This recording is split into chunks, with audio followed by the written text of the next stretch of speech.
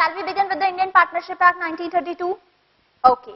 First and foremost thing, before starting this particular act, we should be very much clear what was going to be the pattern of exam, right? Because हम सब जानते हैं कि MCQ pattern है, बात समझ में आ रही है? ये हमारा MCQ पैटर्न है, तो 11-12 जैसा नहीं रहा, लाइक बिजनेस स्टडीज हम पढ़ते थे, I guess last theory topic हमारा वही था, तो बिजनेस स्टडीज से पढ़ते थे तो क्या हमारा बेसिकली ऑब्जेक्टिव होता था, बताइए मुझे, कैसे पढ़ते थे बिजनेस स्टडीज आप लोग? लर्न करके बुक्स, राइट? तो अल्टीमेटली वहां पे स्ट्रैटेजी हुआ करती थी कि हेडिंग्स याद आपको होनी चाहिए। एकदम हम लोग सोच के जाते थे हेडिंग्स याद कर लेते हैं, बाद में कंटेंट हमारा आ जाएगा, बना लेंगे, राइट? अब यहाँ पे क्या डिफरेंस देखिए, अभी 11-12 कंप्लीट हो चुका है, गोल्डन डेज आर गॉन, अभी हम यहाँ आ चुके हैं जब हम प्रोफेशनल पढ़ाई कर रहे हैं। तो यहाँ पे जब हम इंडियन पार्टनरशिप एक्ट या कोई भी एक्ट पढ़ रहे हैं, मतलब थ्योरेटिकल चैप्टर है, तो डोंट थिंक कि आपको फीचर्स लिखने को आएंगे। जैसे मैं पार्टनरशिप एक्ट पढ़ा रही हूँ तो यहाँ पे हमको वो नहीं आएगा what are the essentials of partnership, ऐसा सवाल बिल्कुल नहीं पूछेंगे। एसेंशियल्स ऑफ पार्टनरशिप फिर भी पढ़ने पड़ेंगे, बट एक अंडरस्टैंडिंग के लिए। वहाँ पे छोटे छोटे पॉइंट्स पे इंस्टीट्यूट ट्रैप बिछाती है, एक जाल बिछाती है, वहां पे हमने जरा सी भी गड़बड़ करी, गलत को आंसर दिया, मार्क्स कट जाएंगे। एंड दूसरी बात, जब एमसीक्यू पैटर्न रहता है तो और ज्यादा ध्यान देना पड़ता है, बिकॉज आंसर्स जो है वो बहुत क्लोज होते हैं। Getting my point? दो आंसर सब देखेंगे इतने सिमिलर हैं, इतना कंफ्यूजन रहेगा, इसलिए जब हम क्लास स्टार्ट करेंगे आफ्टर एवरी चैप्टर हमारा एक एमसीक्यू सेशन रहेगा, ठीक है ना? उसके बाद हमको क्लैरिटी आएगी। ऐसा नहीं होना चाहिए कि डायरेक्ट एग्जाम हॉल में आके हम बेसिकली क्वेश्चन फेस करें, यहाँ पे हम पहले ही क्वेश्चन फेस कर लेंगे। चलिए नोट्स हाथ में रखिए। We will begin with the Indian partnership act. सबसे पहले हम ये बात कर लेते हैं, जब भी मैं लिखती हूँ इंडियन पार्टनरशिप एक्ट 1932, राइट? 1932 का मतलब क्या समझते हैं? 1932 में ये इनैक्ट हुआ, बहुत बेसिक सी बात है। तो डू यू थिंक कि इससे पहले 1932 से पहले पार्टनरशिप होती ही नहीं थी? देखो 1932 में पार्टनरशिप एक्ट आया, डेफिनेटली इससे पहले भी पार्टनरशिप चल रही होगी, तो क्या उसके लिए कोई एक्ट नहीं था गवर्न करने के लिए? बताइए, थोड़ा सोच के बताइए। फर्स्ट ऑफ ऑल कोई भी एक्ट आता क्यों है? देखो बहुत बेसिक सी बात है, कोई भी कॉमन सेट ऑफ प्रॉब्लम्स होंगी ना, उनको टैकल करने के लिए क्या होगा, रूल्स रेगुलेशंस या एक्ट आ जाते हैं। फॉर एग्जांपल आप लोग रोड पे जा रहे हैं, हम सब समझते हैं कि रेड लाइट अगर सिग्नल हुई है तो we have to stop, green signal होते ही हम फटाफट से अपना व्हीकल लेके चले जाते हैं। सिग्नल तोड़ते हैं आप लोग तो अलग बात है, बट इन जनरल ये रूल्स हम फॉलो करते हैं। ये रूल्स आपको भी पता है, मुझे भी पता है, कैसे? बिकॉज ट्रैफिक रूल्स हैं, ठीक है ना? एक कॉमन प्रॉब्लम आ रही थी, रोड को मैनेज करना था, तो हमारे पास ट्रैफिक रूल्स आ गए थे। लाइक दैट पार्टनरशिप की बात करते हैं। जब पार्टनरशिप से पहली इमेज आई होप दिमाग में आती होगी, दो या दो से ज्यादा लोग काम कर रहे हैं साथ में, तो उनको गवर्न करने के लिए पार्टनरशिप, डिस्प्यूट्स ना हो इसलिए एक्ट आ गया। तो इंडियन पार्टनरशिप एक्ट 1932, इससे पहले भी पार्टनरशिप हुआ करती थी और वो एक अलग एक्ट था। तो ध्यान दीजिएगा, हमको वो क्यों पढ़ना है बताती हूँ। Earlier we used to have Indian contract act. बहुत ध्यान से समझिएगा, पहले हमारे पास इंडियन कॉन्ट्रैक्ट एक्ट 1872 था। मैम पहले था, डज दैट मीन कि आज नहीं इंडियन कॉन्ट्रैक्ट 1872? आज भी है, ठीक है ना? इंडियन कॉन्ट्रैक्ट एक्ट आज भी है, बट पॉइंट इज क्या, जब मैं बोलती हूँ इंडियन कॉन्ट्रैक्ट, इसका मतलब ये क्या है, एक जनरल लॉ है। देखो पार्टनरशिप का मतलब भी दो लोगों के बीच में कॉन्ट्रैक्ट हुआ होगा, तभी साथ में काम कर रहे हैं। और इंडियन कॉन्ट्रैक्ट का मतलब obviously whenever two persons are having a contract, तो कौन सा कॉन्ट्रैक्ट पिक्चर में आता है? Indian contract act. बट बात ये थी, इंडियन कॉन्ट्रैक्ट क्या है? जनरल लॉ है। दैट मीन्स जहां भी कॉन्ट्रैक्ट होगा वहां पे कौन सा एक्ट आ गया था? Indian contract act. और पार्टनरशिप हमने देखा एक सेपरेट सेट ऑफ प्रॉब्लम है, एक सेपरेट सेट ऑफ सीरीज है, ठीक है ना? एकदम अलग बात करता है पार्टनरशिप। तो हुआ क्या, इंडियन कॉन्ट्रैक्ट एक्ट में ही पार्टनरशिप के सेक्शंस गिवन थे। आप नोट्स में देखेंगे, आपको लिखा होगा, सेकेंड लाइन देखिए, the law relating to the partnership contained in section 239 to 266। सबको मिला? 239 to 266 of Indian contract act मिला। तो अर्लियर इंडियन कॉन्ट्रैक्ट में 233 to 269 क्या थे? These are related to partnership, related to partnership, ठीक है? फिर कोई समझदार इंसान आया, उसने बोला यार इंडियन कॉन्ट्रैक्ट एक्ट को इतना बड़ा क्यों करते हैं, ये जो पार्टनरशिप से रिलेटेड है इसको हम स्पेसिफिक बना देते हैं इंडियन पार्टनरशिप एक्ट। तो उन्होंने पुराने वाले एक्ट में से ही ये प्रोविजंस अलग करके नया एक्ट बना दिया जिसका नाम है Indian partnership act 1932। Background clear हुआ?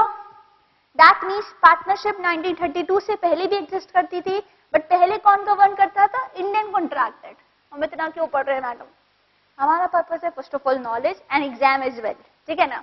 तो एग्जाम में आपसे सवाल पूछेंगे कि इंडियन कॉन्ट्रैक्ट एक्ट अल्टीमेटली इससे पहले पार्टनरशिप एक्ट से पहले कौन सा एक्ट था जो पार्टनरशिप को गवर्न करता था? उसका आंसर आप मुझे बताइए। इंडियन कॉन्ट्रैक्ट एक्ट, ठीक है। बात क्लियर है एकदम? कोई कंफ्यूजन? तो पहला क्वेश्चन आपका हो गया। अगली बात, नाम इंडियन पार्टनरशिप एक्ट 1932 में आया। नाउ कोई भी एक्ट जब हम पढ़ेंगे ना तो हमको उसकी डेट पता होनी चाहिए। क्या पता होना चाहिए? डेट। कौन सा दिन वो आया है? तो आप डेट देखो कौन सी दी हुई है। This came into force, fourth line पे पढ़ रहे हैं, ऑन 1 अक्टूबर 1932। तो 1932 के बाद साइड में लिखिए केम इनटू फोर्स ऑन 1 अक्टूबर 1932। कोई कंफ्यूजन? याद रखने का तरीका, 2 अक्टूबर क्या होता है? गांधी जयंती। उससे एक दिन पहले पार्टनरशिप एक्ट आ गया था, ठीक है जी। आई विश कि आप लोग साथ साथ नोटिंग करते रहें please. So Indian partnership act 1932 came into force on 1 अक्टूबर 1932। अगला सवाल ना, कोई भी एक्ट पढ़ेंगे ना, मैं फिर से क्लियर कर देती हूँ, आज पहला क्लास है। सबसे पहले आप मुझसे 3 सवाल पूछेंगे। मैम ये एक्ट आया कब से? That means the date of applicability. अगला सवाल, ये एक्ट लगता कहां कहां है? भाई एक्ट कब आया हमने समझ लिया, एप्लीकेबिलिटी पे देख लेते हैं ना। तो यहां पे पहला ये लिखिए, दूसरा बात करते हैं एप्लीकेबिलिटी की। Applicability,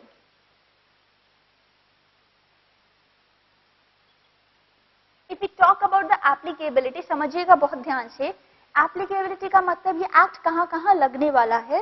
so we are concern with the geographical applicability, यानी आपने बोला मैम ये एक्ट है, बट ग्राउंड लेवल पे बताइए ना ये कहां लगता है। तो ग्राउंड लेवल पे अगर हम बात करें तो डू यू थिंक ये पूरे इंडिया में लगता है? This act is applicable on whole of India except, बताइए मुझे, कंप्लीट कर पाएंगे? Except state of Jammu and Kashmir. एक लाइन लिखिए, this act is applicable on whole of India. ना जब आप नोटिंग कर रहे हैं कोशिश करिएगा, ये पहला लाइन है, फिर ये दूसरा लाइन, ये साइड में कहीं लिखिएगा कि इंडियन कॉन्ट्रैक्ट एक्ट पहले था। This act is applicable on whole of India. जब मैं बोलती हूँ होल ऑफ इंडिया, इंप्लाइड बात है कि जम्मू कश्मीर भी इंडिया में ही आता है। भाई हमारे कंट्री में आता है ना जम्मू कश्मीर, बिल्कुल। बट यहाँ पे उन्होंने लिखा है except state of Jammu and Kashmir. My handwriting is very bad, kindly cooperate. मैं पूरा डिक्टेट करूंगी, आप लोग लिखिएगा। तो this act is applicable on whole of India except state of Jammu and Kashmir, ठीक है ना। ऐसा क्यों? हम याद तो कर लेंगे बट कोई लॉजिक तो होना चाहिए ना। जम्मू कश्मीर का अलग लॉ चलता है, ठीक है, इंडिया का पार्ट है, लेकिन अलग लॉ क्यों चलता है? थोड़ा पार्ट पाकिस्तान में भी है ना। वी बीइंग द इंडियन, हम बिल्कुल नहीं सपोर्ट करेंगे कि थोड़ा पार्ट पाकिस्तान में है। But as she said correctly, देखो हम सब जानते हैं कि Jammu Kashmir always remains a state of dispute. Jammu Kashmir में हमेशा डिस्प्यूट होता है कि नहीं? वी इंडियंस हम बोलते हैं हमारा है, पाकिस्तानी बोलते हैं उनका है। दैट इज वाई गवर्नमेंट ने क्या किया, गवर्नमेंट ने बोला कि देखो जम्मू कश्मीर पे सेपरेट एक्ट चलाओ। शी सेड करेक्टली कि सेपरेट एक्ट चलाएंगे। दैट मीन्स कोई भी अगर एक्ट यहाँ लगाना होता है हमको इंडिया में, तो क्या होता है? फर्स्ट ऑफ ऑल एक्ट लाता कौन है? हम जानते हैं हमारे पास 2 सेट ऑफ गवर्नमेंट रहती है, सेंट्रल गवर्नमेंट और स्टेट गवर्नमेंट। सो एक्ट्स कौन लेके आता है? Central government, ruling party basically, parliament के थ्रू। सो कोई भी एक्ट पूरे इंडिया में लगना है या नहीं, ये कैसे डिसाइड होता है? पूरे इंडिया में कोई भी एक्ट लग सकता है, बट जम्मू कश्मीर की सरकार से परमिशन लेनी पड़ती है। क्यों? अगर इन लोगों को ज्यादा परेशान किया, इनके ऊपर ज्यादा एक्ट लगा दिए, तो ये लोग बोल सकते हैं ना यार हम तो पाकिस्तान ही चले जाते हैं, इंडिया में रहेंगे तो इतने सारे एक्ट एप्लीकेबल हो जाएंगे, ठीक है। दैट इज वाई कोई भी एक्ट लगता है तो हम कोई स्पेशल कोई भी लॉ पढ़ेंगे, आप आज पढ़ रहे हैं बाद में भी पढ़ेंगे, you should be very much clear whether this particular act or whether that particular law is applicable on Jammu Kashmir or not. कोई कंफ्यूजन इस बात में? पक्का क्लियर हुआ पॉइंट? चलिए अब देखते हैं कितने सेक्शंस हैं हमारे पास। तो इन ऑल पार्टनरशिप एक्ट की मैं बात करूं तो हमारे पास 74 सेक्शंस है। कुछ ही सेक्शंस आपको पढ़ने हैं लकी पीपल। तो 74 सेक्शंस है हमारे पास टोटल, बट ध्यान रखना है सारे सेक्शंस आपके कभी आ गए थे? 1 अक्टूबर 1932 एक्सेप्ट सेक्शन 69। ठीक है, तो यहाँ पे कहीं साइड में लिखिए इंडियन पार्टनरशिप एक्ट की अगर हम बात करें, इन ऑल टोटल 74 सेक्शंस। तो अगला सवाल आपसे पूछ सकते हैं how many sections are there in the Indian partnership act? याद रहेगा 74, बिल्कुल 74 सेक्शंस है हमारे पास। ठीक है, जब ये एक्ट आया था सारे सेक्शंस आ गए थे एक्सेप्ट एक सेक्शन, कौन सा? Section number 69।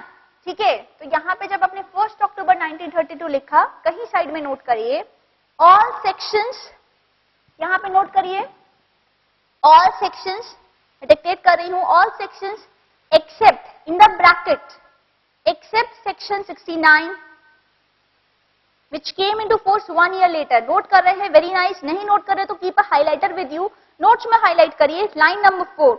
It came into force on 1st of October 1932 except section 69 which came into force 1 year later।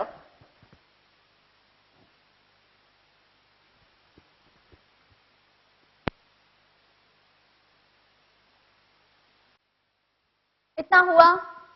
कोई दिक्कत अभी तक? एकदम आसान। तो फिर से बेस क्लियर हो गया, ये हमारा पूरा बैकग्राउंड होगा, कब ये एक्ट आया, कितने सेक्शन है, ये सब कर लिया। ठीक है जी, अब बात करते हैं रियल पार्टनरशिप की। पार्टनरशिप की डेफिनेशन क्या होती है, क्या मतलब होता है, किस टाइप का बिजनेस कंडक्ट करती है। तो इतना नोटिंग हो गया है, फटाफट से फिर आगे डिस्कस करते हैं।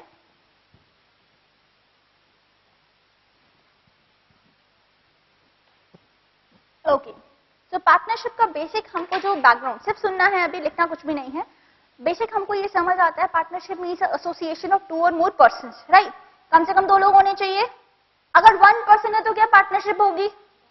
दैट मीन्स, अब देखो ये हम बात करें फॉर्म्स ऑफ बिजनेस ऑर्गेनाइजेशन की, सब बिजनेस स्टडीज पढ़ के आए हैं तो हम सब जानते हैं सोल प्रोप्राइटर, कंपनी, पार्टनरशिप, इन तीनों वर्ड से फेमिलियर हैं।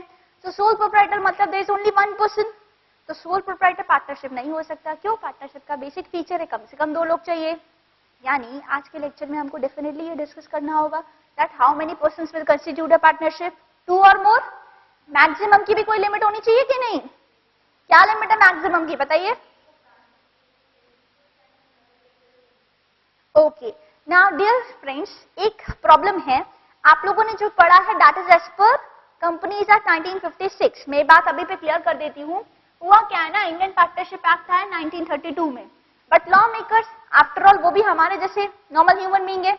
गलती क्या हो गई, उन्होंने ये नहीं मेंशन किया कि कितने लोग एक्चुअली पार्टनरशिप में अलाउड होंगे, right. How many persons, maximum, basically minimum तो 2 हमको पता है, maximum persons which will constitute a partnership इन्होंने नहीं बताया था 1932 में, थोड़ा सा ज्ञान दे रही हूँ।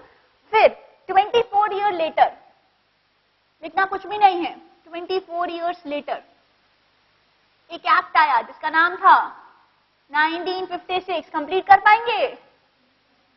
Companies act 1956। तो कंपनीज एक्ट 1956 ने क्या बताया, कितने पार्टनर होंगे? मैडम फिर से बोलिए।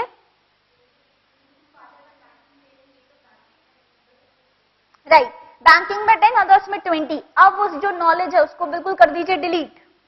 ठीक है, इसको कर दीजिए डिलीट। Why so? बिकॉज हम सब आई होप अवेयर होंगे कि आजकल जो चल रहा है दैट इज कंपनीज एक्ट 2013। ठीक है जी, तो वो पुराना नॉलेज था बैंकिंग अदर के लिए, मैम इतना बैंकिंग के लिए ये सब जो है ना डिलीट मार दीजिए इसको। Why so?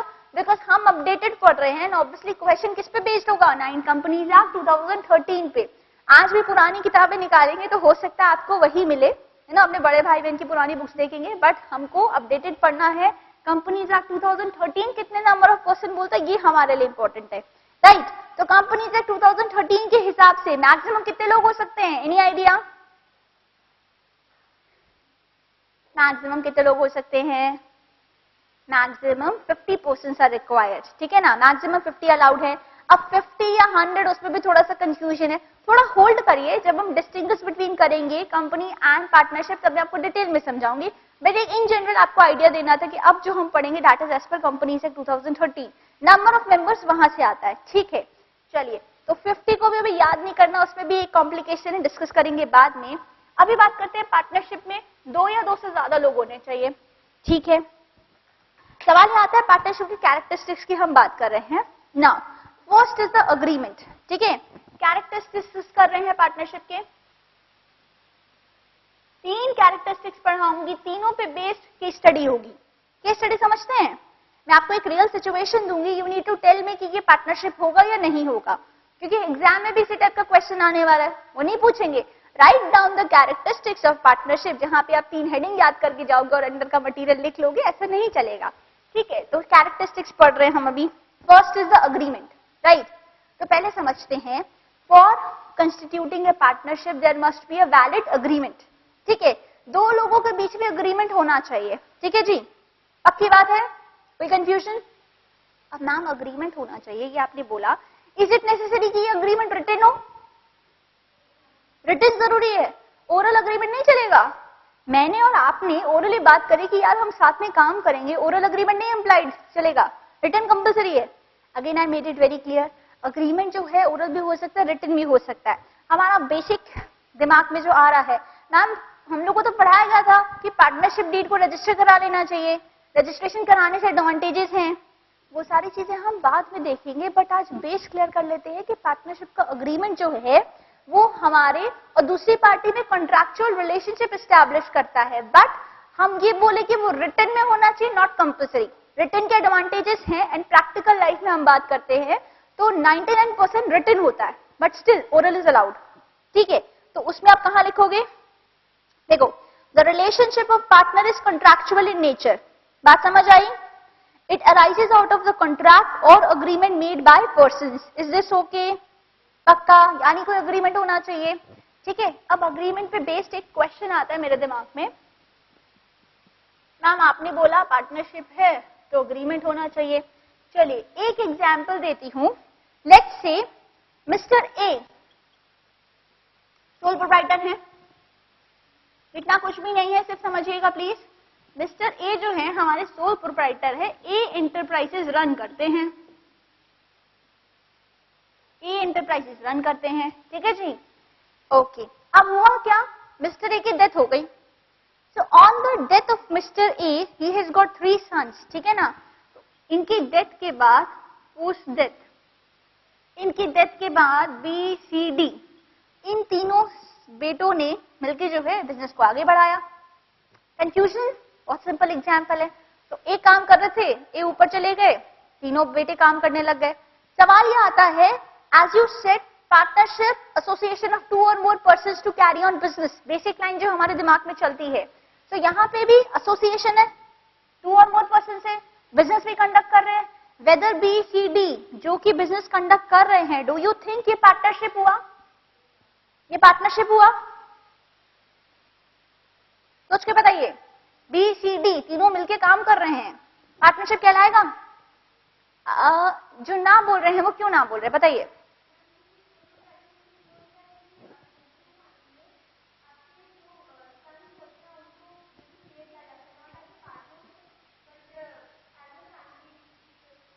फैमिली के उससे दे दिया जाता है, that means Hindu, basically Hindu HUF act उनको गवर्न करता है ना। द फंडा इज, मैं अभी एचयूएफ या एक्ट की किसी बात नहीं कर रही, यहाँ पे वो भी एक अलग पॉइंट है, बट यहाँ पे जो पॉइंट मैं डिस्कस कर रही हूँ, मैंने यहाँ पे मिस्टर ए लिखा है, हिंदू और वो सब कुछ नहीं लिखा। सीधी बात यह है कि सोल प्रोप्राइटर की डेथ के बाद जो बाकी लोग मिलकर काम कर रहे हैं, partnership came into existence only via agreement. इन तीनों के बीच कोई अग्रीमेंट हुआ नहीं। क्या मैंने ऐसा बोला आपको कि बी सी डी ने अग्रीमेंट कर लिया कि yes we will share the profits, हमारे बीच एक पार्टनरशिप? ऐसा तो कुछ नहीं है। पिताजी चले गए, बेटे मिलके काम कर रहे, तो कोई अग्रीमेंट थोड़ी ना हुआ। And because there is no agreement, no partnership came into existence. बात समझ आई? अब बारी की समझ आती है एक लेमैन, ठीक है, आम आदमी से पूछो, 3 लोग मिलके काम कर रहे, हाँ मिलके काम कर रहे, 3 लोग, 2 से ज्यादा काम करते तो पार्टनरशिप होता है। तो बी सी डी पार्टनरशिप कर रहे हैं, बट हम जानते हैं आफ्टर अटेंडिंग दिस क्लास कि ये जो बी सी डी मिलके काम कर रहे हैं, ये क्या है? पार्टनरशिप नहीं है। क्यों नहीं है? क्योंकि अग्रीमेंट मिसिंग है। इसी एग्जाम्पल में अगर मैं आपको बोलती that B C D enter into agreement of partnership, तो हो जाता अग्रीमेंट। अग्रीमेंट होते ही पार्टनरशिप हो जाएगी, मतलब पार्टनरशिप के लिए अग्रीमेंट कंपलसरी। बात समझ आई? तो यहाँ पे जो पॉइंट मैडम आप बोल रही थी, ये मैंने सोल प्रोप्राइटर का एग्जांपल दिया। सेम केस एचयूएफ में चलता है कि एचयूएफ में फैमिली बिजनेस में क्या होता है, पहले एचयूएफ एक पर्सन होगा, उसके बाद बाकी लोग कंटिन्यू करते रहते हैं, तो वो पार्टनरशिप नहीं होता है। हालांकि काम वो लोग भी साथ में करते हैं, association of person is there, but then no agreement between them is there, that is उसको हम पार्टनरशिप नहीं बोलेंगे। तो वहां पे एक लाइन अंडरलाइन कर लीजिए, last 3 line, the act further make it clear that the members of joint Hindu family carry on the business. And ऐसे एग्जाम्पल दिया हुआ आपको, हस्बैंड वाइफ मिलकर अगर कोई काम कर रहे हैं, that will not be treated as partnership. क्यों? क्योंकि अग्रीमेंट नहीं होता हस्बैंड वाइफ के बीच में। अब भाई किसी का ग्रोसरी स्टोर है, हस्बैंड काम करता है, वाइफ फ्री है, वो भी आ जाती है, पूरे टाइम उसकी हेल्प करती है, तो कोई पार्टनरशिप थोड़ी ना हो गई, क्योंकि उन दोनों के बीच कोई कॉन्ट्रैक्ट नहीं है। पक्का क्लियर हुआ? Concept clear? तो पार्टनरशिप के लिए बात आती है कि अग्रीमेंट कंपलसरी है। ठीक है जी। दूसरा हमने क्या बोला, sharing of profits. So normal perception हमारे हिसाब से क्या है, association of 2 or more person who decided to carry on business and share the profits, right? ये बैकग्राउंड में स्टोरी हमारे दिमाग में चलती है। Now the point is sharing of profits की हम यहाँ पे बात करेंगे। अग्रीमेंट स्टोरी कंप्लीट हो चुकी, शेयरिंग ऑफ प्रॉफिट्स। और मुझे बताइए, क्या प्रॉफिट शेयर करना, कोई भी पर्सन जो बिजनेस के प्रॉफिट शेयर करता है, क्या वो पार्टनर बन जाता है? Anybody sharing the profits of the business, just because he is sharing the profit, क्या वो पार्टनर बन जाता है? Tell me. नहीं। एग्जाम्पल, फॉर एग्जाम्पल मैंने एक एजेंट, नाउ मेरा जो काम है ना, लेट्स से एमवे का ले लीजिए, गर्ल्स बहुत अच्छे से फेमिलियर होंगी एमवे कॉस्मेटिक्स। तो होता क्या है ना, एमवे में क्या कर रखा है, suppose I am having the company, तो मैं खुद तो जाके सेल नहीं करती हूँ, मैंने बहुत सारे एजेंट्स बना रखे हैं। एमवे ले लीजिए, टापरवेयर ले लीजिए, कोई भी, जो लोग बेसिकली या तो एजेंट सब एजेंट बनाते हैं या डोर टू डोर सेल करते हैं। ठीक है ना? तो कीप द एग्जाम्पल सिंपल। हमने माना कि हम एमवे में डील कर रहे हैं और हमने एजेंट्स बना रखे हैं, उनको बोला अरे घर में जाके नॉक करो, कॉस्मेटिक्स चाहिए, सेल होती है, जितना ज्यादा आप सेल करोगे उतना कमीशन मिलेगा। दैट मीन्स मैंने उनका कमीशन फिक्स कर दिया ऑन सेल्स। बात समझ आई? अब मुझे बताओ, प्रॉफिट का एक हिस्सा शेयर जा रहा है ना भाई, सेल पे प्रॉफिट होता है, प्रॉफिट का एक पोर्शन किसको जा रहा है? इन the form of commission agent को जा रहा है। जस्ट बिकॉज मैं कमीशन दे रही हूं, whether that agent become my partner, बताइए। तो प्रॉफिट्स तो आप बहुत लोगों से शेयर करते हो।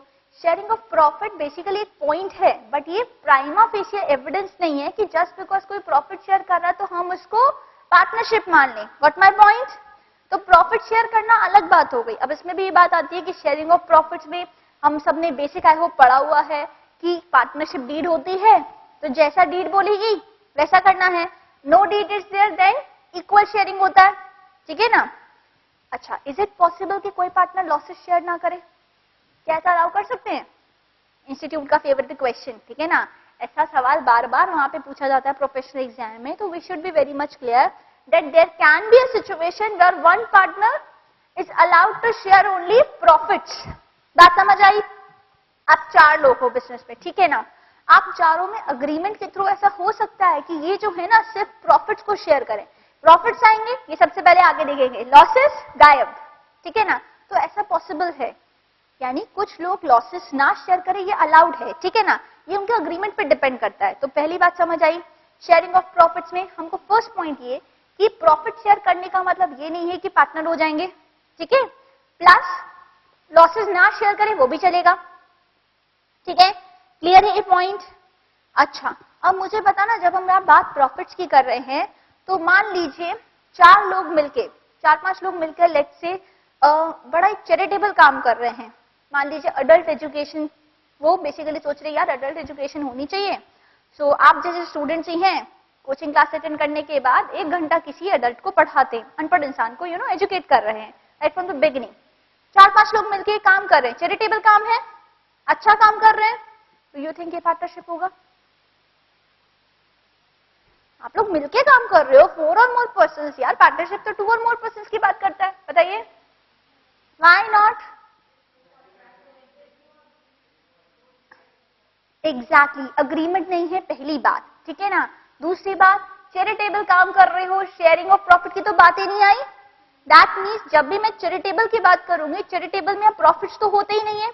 कोई भी चैरिटी का काम कर रहे हैं, सेवा में लगे हुए हैं, तो फिर उसमें पार्टनरशिप नहीं हो सकती है। तो ध्यान रखिएगा, no charitable work can be floated on partnership. ये बात क्लियर है? चैरिटेबल के लिए हमारे पास बहुत सारे अलग फॉर्म ऑफ बिजनेस है। आप कोई एनजीओ बना लीजिए, ट्रस्ट बना लीजिए, सब चलेगा। Partnership typically profits. बात क्लियर है? इवन कंपनी में भी नॉट फॉर प्रॉफिट बिजनेस चलता है। प्लीज थोड़ा सा ध्यान ले लीजिए। कंपनी फॉर्म ऑफ बिजनेस में भी हम एक अलग सेट बनाते हैं कि ये कंपनी नॉट फॉर प्रॉफिट है, but partnership not for profit ऐसा कुछ नहीं होता है लॉ में। ठीक है जी, पक्का क्लियर? कोई कंफ्यूजन? ओके, अगला देखिए। देखो यहां पे लिखा हुआ है नेक्स्ट पेज पे, first line, a manager who as a part of his remuneration, मिला सबको? First line, a manager who as a part of his remuneration share the profits of the business, he is only a employee and not a partner. Is this okay? पक्का? चलिए, madam clear है? Next, business carried on by all or any of them acting for all. क्या लिख रहे हैं हम? Third point, business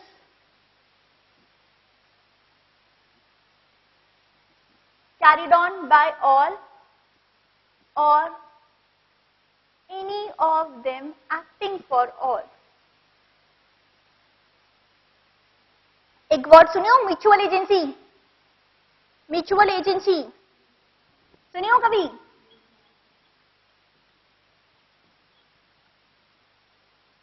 क्या होता है ये समझते हैं।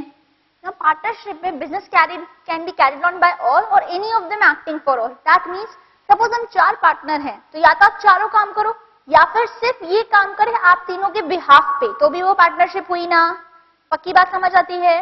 That means it is the special feature, most special feature of partnership is mutual agency. देखो बात समझना, नॉर्मल हम जो पढ़ते हैं उसमें क्या होता है, बिजनेस फॉर्म में देखिएगा एक प्रिंसिपल होता है, एक एजेंट होता है, ठीक है ना। प्रिंसिपल एजेंट को अपॉइंट करता है, एजेंट को कमीशन देता है, राइट, बट हमेशा वो प्रिंसिपल ही रहेगा। हम ये बात थोड़ी कम समझ में आ रही है ना। देखते हैं अभी, mister X mister Y principal है, एजेंट है, ठीक है।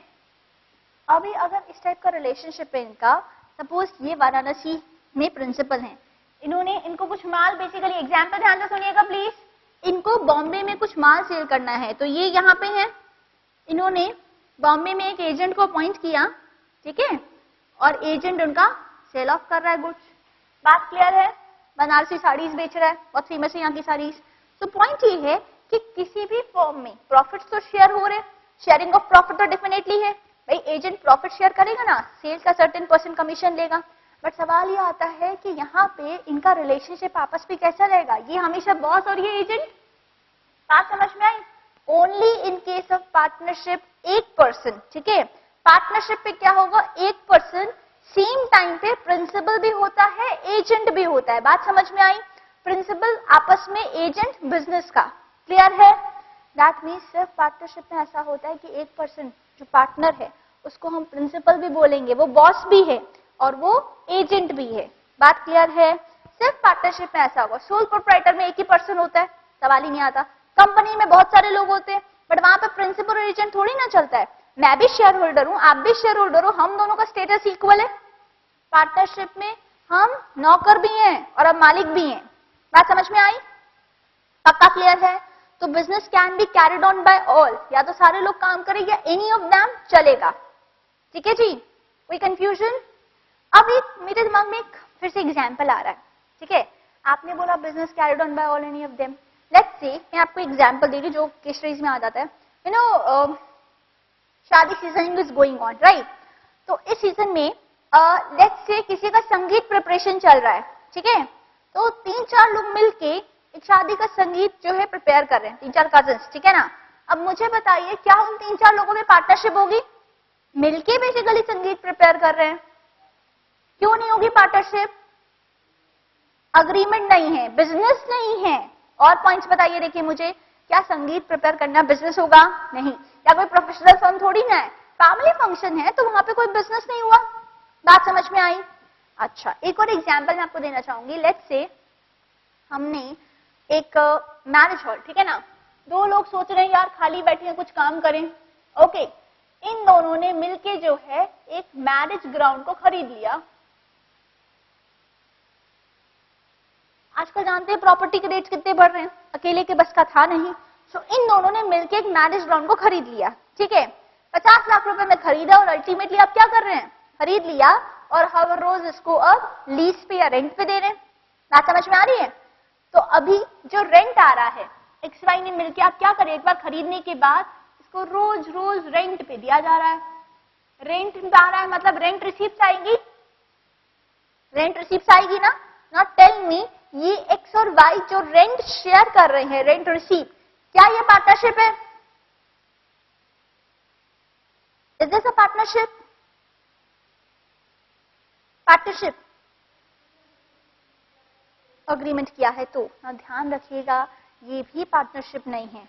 दिमाग में आ रहा होगा मैम अग्रीमेंट किया है तो पार्टनरशिप होंगे, हाँ उन्होंने अग्रीमेंट किया है कि जो भी रेंट आएगा वो शेयर करेंगे, but the point is they are just the co owners of a land. वो डे टू डे लाइफ में कोई बिजनेस थोड़ी ना कर रहे हैं, हम को ओनर्स हैं। हमने बेसिकली अग्रीमेंट कर लिया कि हम शेयर करेंगे रेंट। बात समझ में आई?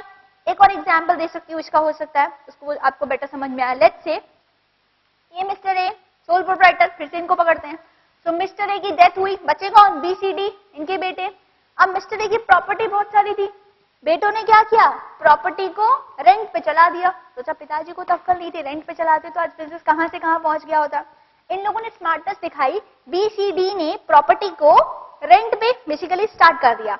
अब जो रेंटल्स रिसीव हो रहे हैं, ऑब्वियसली 3 बेटे हैं, जो भी इनका अंडरस्टैंडिंग ये लोग शेयर कर रहे हैं, तो क्या ये पार्टनरशिप हो गया? नहीं। रीजन भी they are just the co owners of land, they are not conducting any business. कोई बिजनेस थोड़ी ना कर रहे हैं।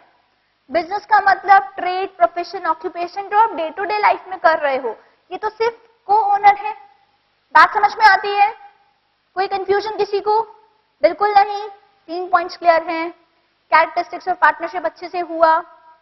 ये जो हमने पढ़ा, this is the most important section actually of partnership. Section बोलिए या एक टॉपिक बोलिए, क्योंकि इसके बाद जो होगा ना वो पॉइंट्स जल्दी जल्दी होंगे। ये बेस था हमारा और बेस में हमेशा टाइम लगता है। ठीक है जी, आगे करें।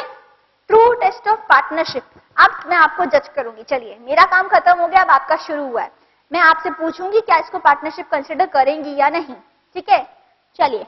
ट्रू टेस्ट ऑफ पार्टनरशिप पहला है कॉन्ट्रैक्चुअल रिलेशनशिप।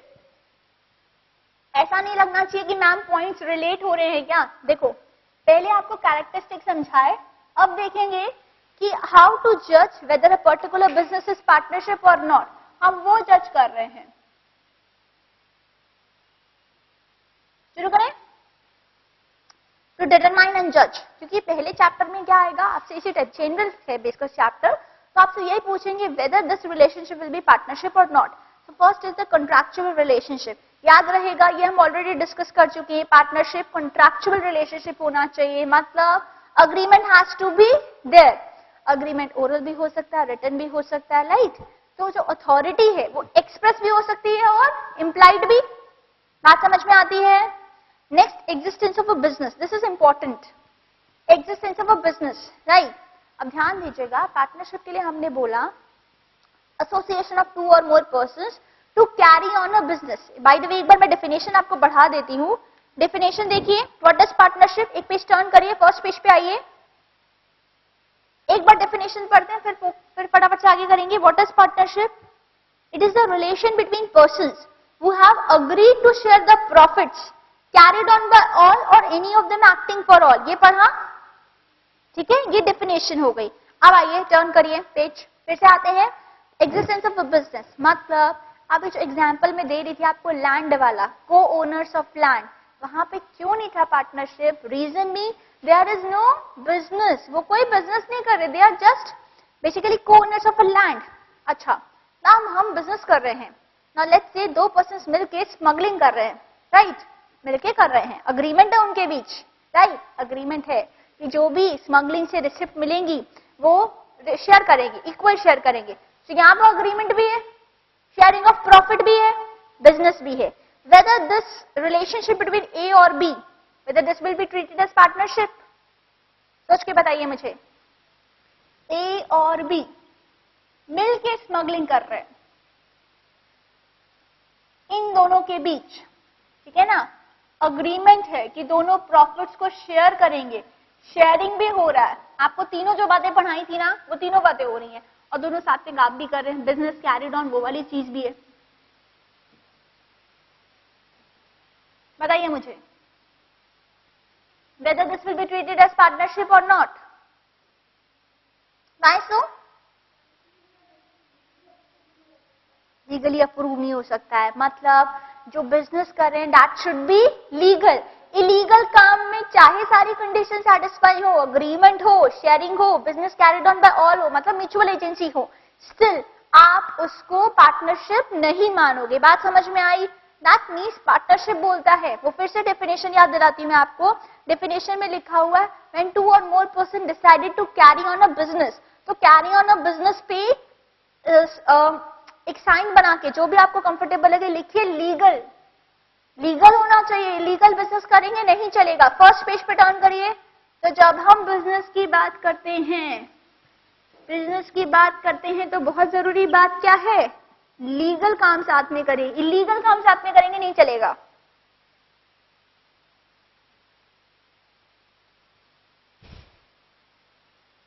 आगे बढ़े, कंफर्टेबल? Next, profit sharing. उस टाइम मैंने एक एग्जांपल दिया था सिर्फ एजेंट वाला, राइट? अभी हम यहां पे देखेंगे there are certain situation when we share the profits of the business, ठीक है ना? प्रॉफिट शेयरिंग होगी बट स्टिल हम इन रिलेशनशिप को पार्टनरशिप नहीं कंसिडर करेंगे। एग्जाम्पल्स आपको दिए हुए हैं, क्या लिखा हुआ है? फर्स्ट ABCD पढ़ते हैं। First is the creditor of the firm, right? Now creditor कौन होता है? Creditor, business has taken the money from the creditor, right? अभी क्रेडिटर को अगर मैं पैसे नहीं चुकाऊं तो क्रेडिटर मेरे को कंडीशन लगाता है कि तुम्हारे बिजनेस का इतना % प्रॉफिट दो, तो मेरे पैसे नहीं चुका रहे हो, लाइक दैट। तो जो भी हम क्रेडिटर को बेसिकली शेयर कर रहे हैं, राइट? शेयरिंग हो रहा है between me and the creditor, this will not be a partnership, right? Next, common example जो एग्जाम में बार बार पूछा जाता है, the widow or child of a disease partner.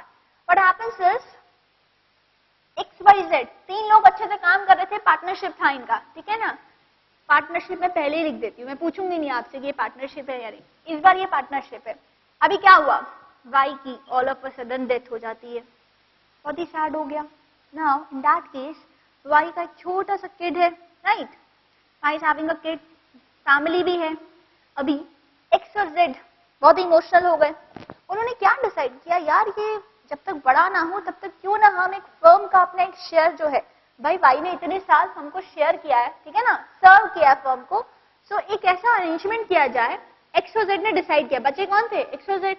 इन दोनों ने मिलकर डिसाइड किया कि जो भी प्रॉफिट्स होंगे ना, प्रॉफिट्स का एक पार्ट इस फैमिली को देते हैं। यार आफ्टर ऑल हम लोग पार्टनरशिप पे इतने साल तक साथ काम किए हैं, तो अभी एक प्रॉफिट्स का एक पोर्शन हम इसकी फैमिली को देते हैं ताकि ये लोग अपनी लाइफ लीड कर पाए। शेयरिंग ऑफ प्रॉफिट है कि नहीं? भाई प्रॉफिट्स का अगर आप एक हिस्सा दे रहे हो तो sharing of profit is there, but still is there any partnership between X, Z and this kid and wife? बताइए मुझे, देयर इज नो पार्टनरशिप ना। सो हम वही एग्जांपल्स कर रहे हैं कि sharing of profit is there but partnership नहीं है। तो widow or child of a deceased person who receive share of the profits of business annuity. समझ आया? Next, a person receiving a share in consideration of sale of business. अगला example लीजिए,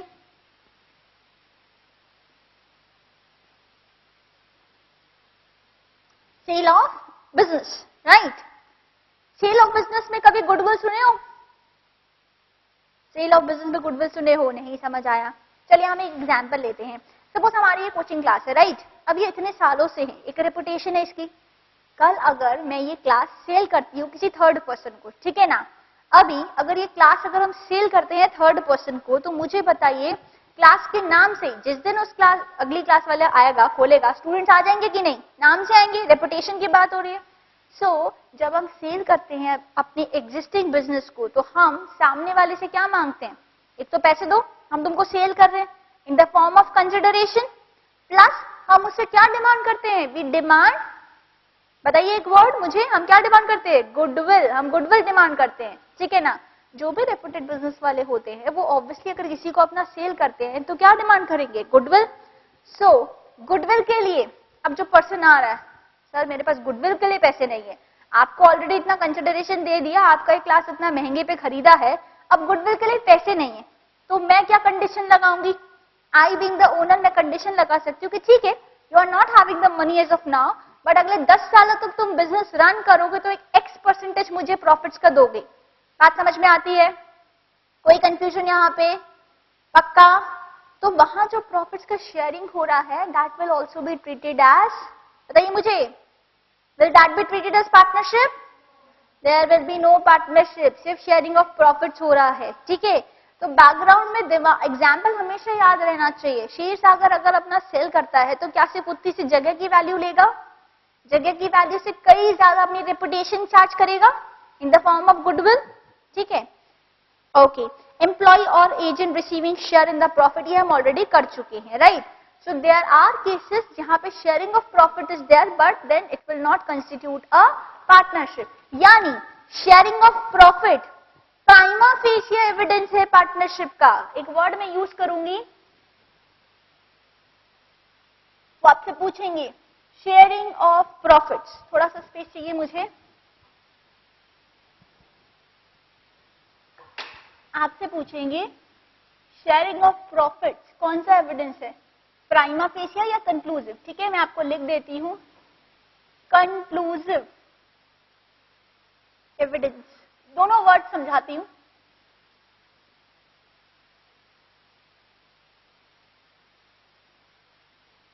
देखिए क्या लिखा है मैंने, पहले समझिए। शेयरिंग ऑफ प्रॉफिट्स पूछेंगे is this a conclusive evidence or is this a prima facie? So sharing of profit is not a conclusive evidence of partnership. Conclusive का मतलब 100% प्रॉफिट शेयर हो रहा है, 100% पार्टनरशिप, ऐसा नहीं है ना? प्रॉफिट शेयर होता है तो ऊपर से लगता है हाँ यार पार्टनरशिप जैसा कुछ सेटअप है, बट हमको देखना पड़ता है, इट इज नॉट नेसेसरी। तो sharing of profits prima fascia, prima fascia समझते हैं? प्राइमरी फंक्शन नहीं, प्राइमा फेसिया का मतलब फर्स्ट इंप्रेशन। ठीक है ना, पहली बार जब शेयरिंग ऑफ प्रॉफिट आता है तो प्राइमा फेसिया इट अपीयर्स। ठीक है ना, कोई क्राइम होता है, मान लीजिए घर में एकदम लूटपाट हो गई, तो हम नहीं बोलते प्राइमा फेसिया लगता है कि इसकी जो भी सर्वेंट है उन लोगों ने ऐसा कुछ किया है, फर्स्ट इंप्रेशन। ठीक है ना, प्राइमा फेसिया का मतलब वो होता है, नॉट प्राइमरी।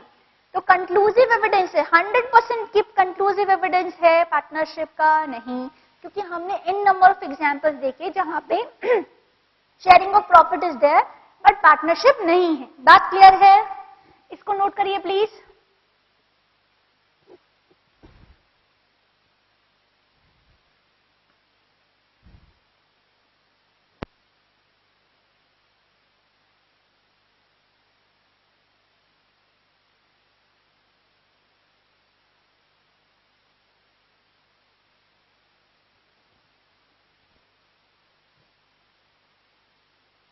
ये क्वेश्चन बार बार आएगा आपसे, sharing of profit is a conclusive evidence, तो आपको क्या मार्क करना है? No, it is not a conclusive evidence, it is a prima facie evidence, right?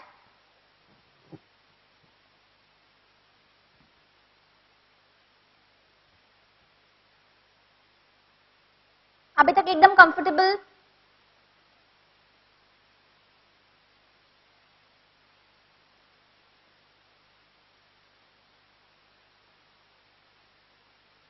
Shall we move ahead?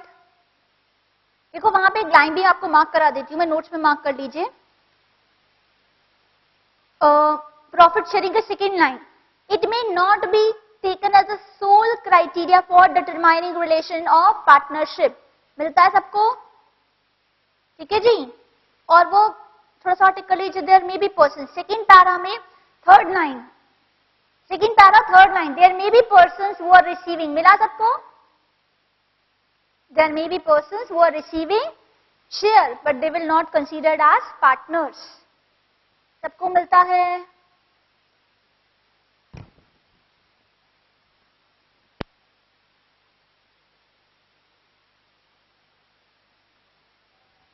Now next question जो आपके एंड से आना चाहिए, ma'am this is not a conclusive evidence आपने बोला, तो कंक्लूसिव एविडेंस क्या है पार्टनरशिप का? दिमाग में आता है ना? आपने बोला प्रॉफिट शेयरिंग कंक्लूसिव एविडेंस नहीं है, तो कंक्लूसिव एविडेंस कौन सा है?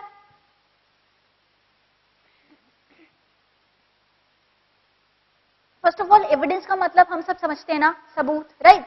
कंक्लूसिव का मतलब 100%, यानी 100% कौन सी बात होगी तब हम बोलेंगे कि yes this will constitute a partnership.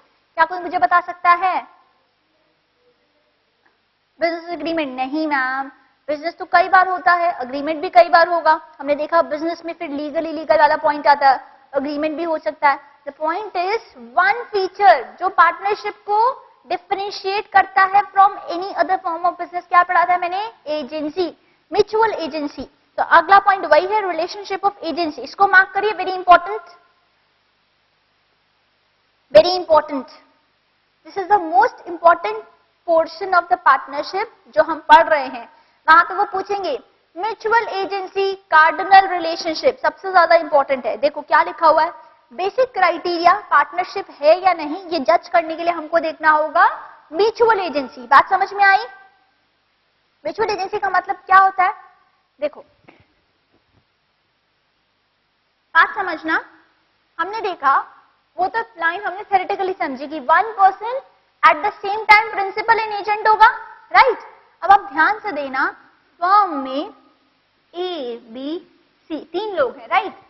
अब अगर ए कोई काम करता है, राइट, बहुत ध्यान से समझिएगा बोर्ड पे प्लीज, एक्ट ऑफ ए, ठीक है ना, act of A, act of A will bind, bind समझते हैं, will bind the firm and B and C. इसका क्या मतलब हुआ? ए ने कोई काम किया है तो फर्म उसको डिनाई नहीं कर सकती, बी डिनाई नहीं कर सकता, सी डिनाई नहीं कर सकता। बात समझ में आई? सेम वे बी ने कुछ किया, तीनों को एक्सेप्ट करना पड़ेगा। दैट मीन्स यहाँ पे क्या हो रहा है, म्यूचुअल एजेंसी है, हम एक दूसरे के एजेंट भी हैं एज वेल एज प्रिंसिपल भी हैं।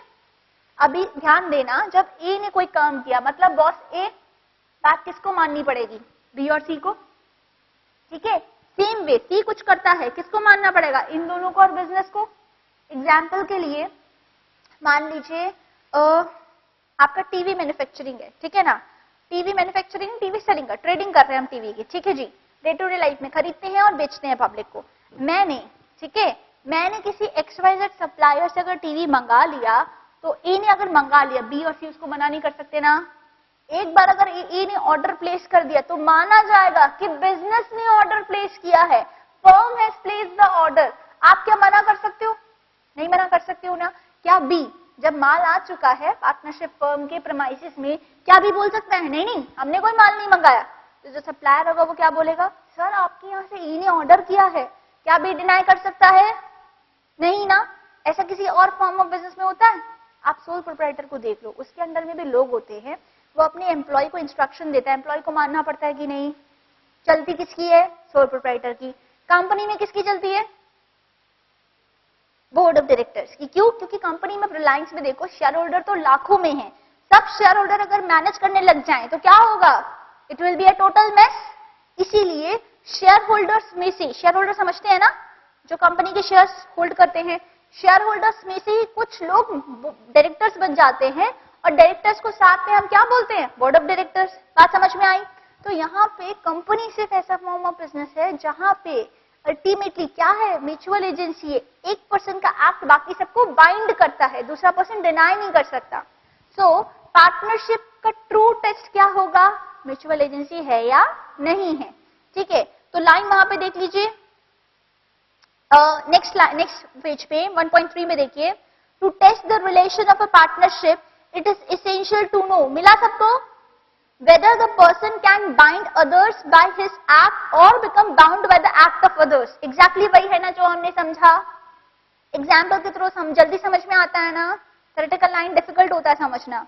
तो क्या हो गया, अब क्या समझेंगे, पार्टनरशिप क्या है, म्यूचुअल एजेंसी, ट्रू टेस्ट। अच्छा, हम यहाँ पे बार बार बात कर रहे हैं, वन पर्सन क्या होगा, प्रिंसिपल और एजेंट दोनों होगा। दैट मीन्स वो लाइन अंडरलाइन करिए, last third line, The law of partnership is an extension of law of principal and agent। मिला सबको?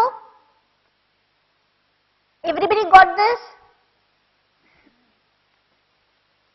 प्रिंसिपल एजेंट जो रिलेशनशिप चलता है, पार्टनरशिप उसी का एक्सटेंशन है। पार्टनरशिप बोलता है कि हमारे हिसाब से एक पर्सन प्रिंसिपल भी होगा, एजेंट भी होगा। क्लियर है ये पॉइंट? तो म्यूचुअल एजेंसी पे मान के चलिए कि क्वेश्चन हम एक्सपेक्ट कर सकते हैं, ठीक है ना, बहुत ही इंपॉर्टेंट है एग्जाम पॉइंट ऑफ व्यू से। वो कुछ भी पूछ सकते हैं, वो एक लाइन लिखेंगे, the law of partnership is extension of, फिर ऑप्शंस देंगे, law of agency, Indian contract act, बाकी 2 और ऑप्शंस दे देंगे, ठीक है। तो you should be very much clear. अब आधा अधूरा पढ़ के जाएंगे तो वहां पे यार क्लास में कॉन्ट्रैक्ट की बात तो कुछ हुई थी, है ना, कॉन्ट्रैक्ट पे टिक करके आ जाएंगे, गलत हो जाएगा। तो be very clear, law of partnership किसका एक्सटेंशन है, बोलिए मेरे साथ, यस। चलिए अब देखते हैं पार्टनरशिप, फर्म, पार्टनर, तीनों में क्या फर्क होता है। मैं 3 वर्ड्स यूज करूंगी, ठीक है, पार्टनर, फर्म, पार्टनरशिप, ठीक है जी। कोई कंफ्यूजन यहां पे? देखो अगर ए बी सी, एग्जाम्पल के लिए ए बी सी, ठीक है, मान लीजिए सारी कंडीशन सेटिस्फाई हो रही है पार्टनरशिप की, ए बी सी में मैं इंडिविजुअली ए को क्या बुलाऊंगी, partner. That means individually a partner, individually एक पर्सन को जो हम बुलाते हैं वो होता है पार्टनर, ठीक है जी। ओके, ए बी सी तीनों को मिलके मैं क्या बुलाऊंगी, पार्टनरशिप या फर्म, पार्टनरशिप, पक्का? गलत है, ए बी सी तीनों को मिलके हम बोलेंगे फर्म है ये। देखो जैसे सोल प्रोप्राइटर हमारा एक फॉर्म ऑफ ऑर्गेनाइजेशन हुआ, लाइक दैट फर्म हम ये बोलेंगे, मान लीजिए ए बी सी तीनों ने मिलके कॉन्ट्रैक्ट प्लेस किया, तो मैं क्या बोलूंगी, firm has placed a contract. बात समझ में आती है, हम फर्म वर्ड यूज करते हैं, partnership has placed a contract नहीं बोलते, पार्टनरशिप सिर्फ एक फॉर्म ऑफ ऑर्गेनाइजेशन हो गया, एक्चुअल में डे टू डे लाइफ में हम यूज करेंगे फर्म, ठीक है ना, बात समझ में आई। यहाँ पे वो लाइन देखिए क्या लिखा हुआ है, person who have entered into the partnership with one another are individual partners, मिला सबको, and collectively the name under which business is carried on is firm name। बात समझ में आती है?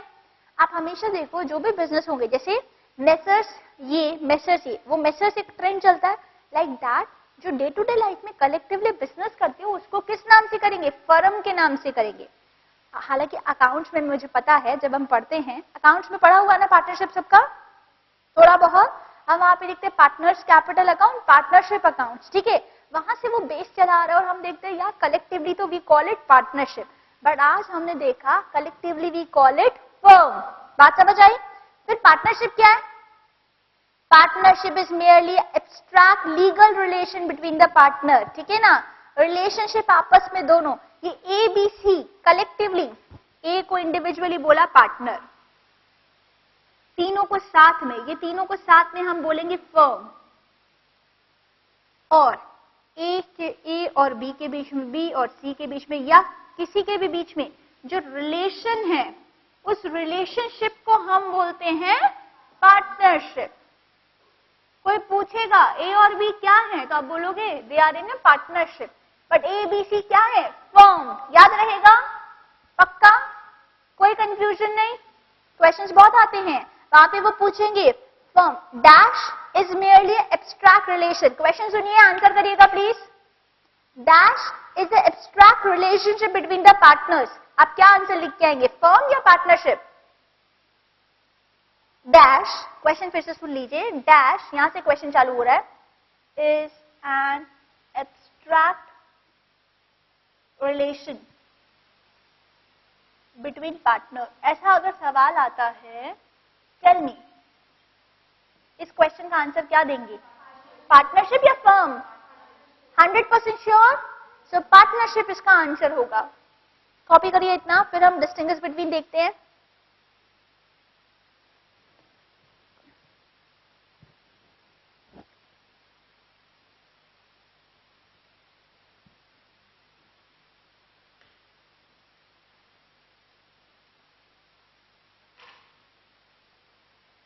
जो लाइन में पढ़ा रही हूँ कोशिश करिए कि मेरे साथ साथ मैं आपको बोलूं तो मार्क कर लीजिएगा आप लोग। Try to keep a pencil और a highlighter kind of thing with you.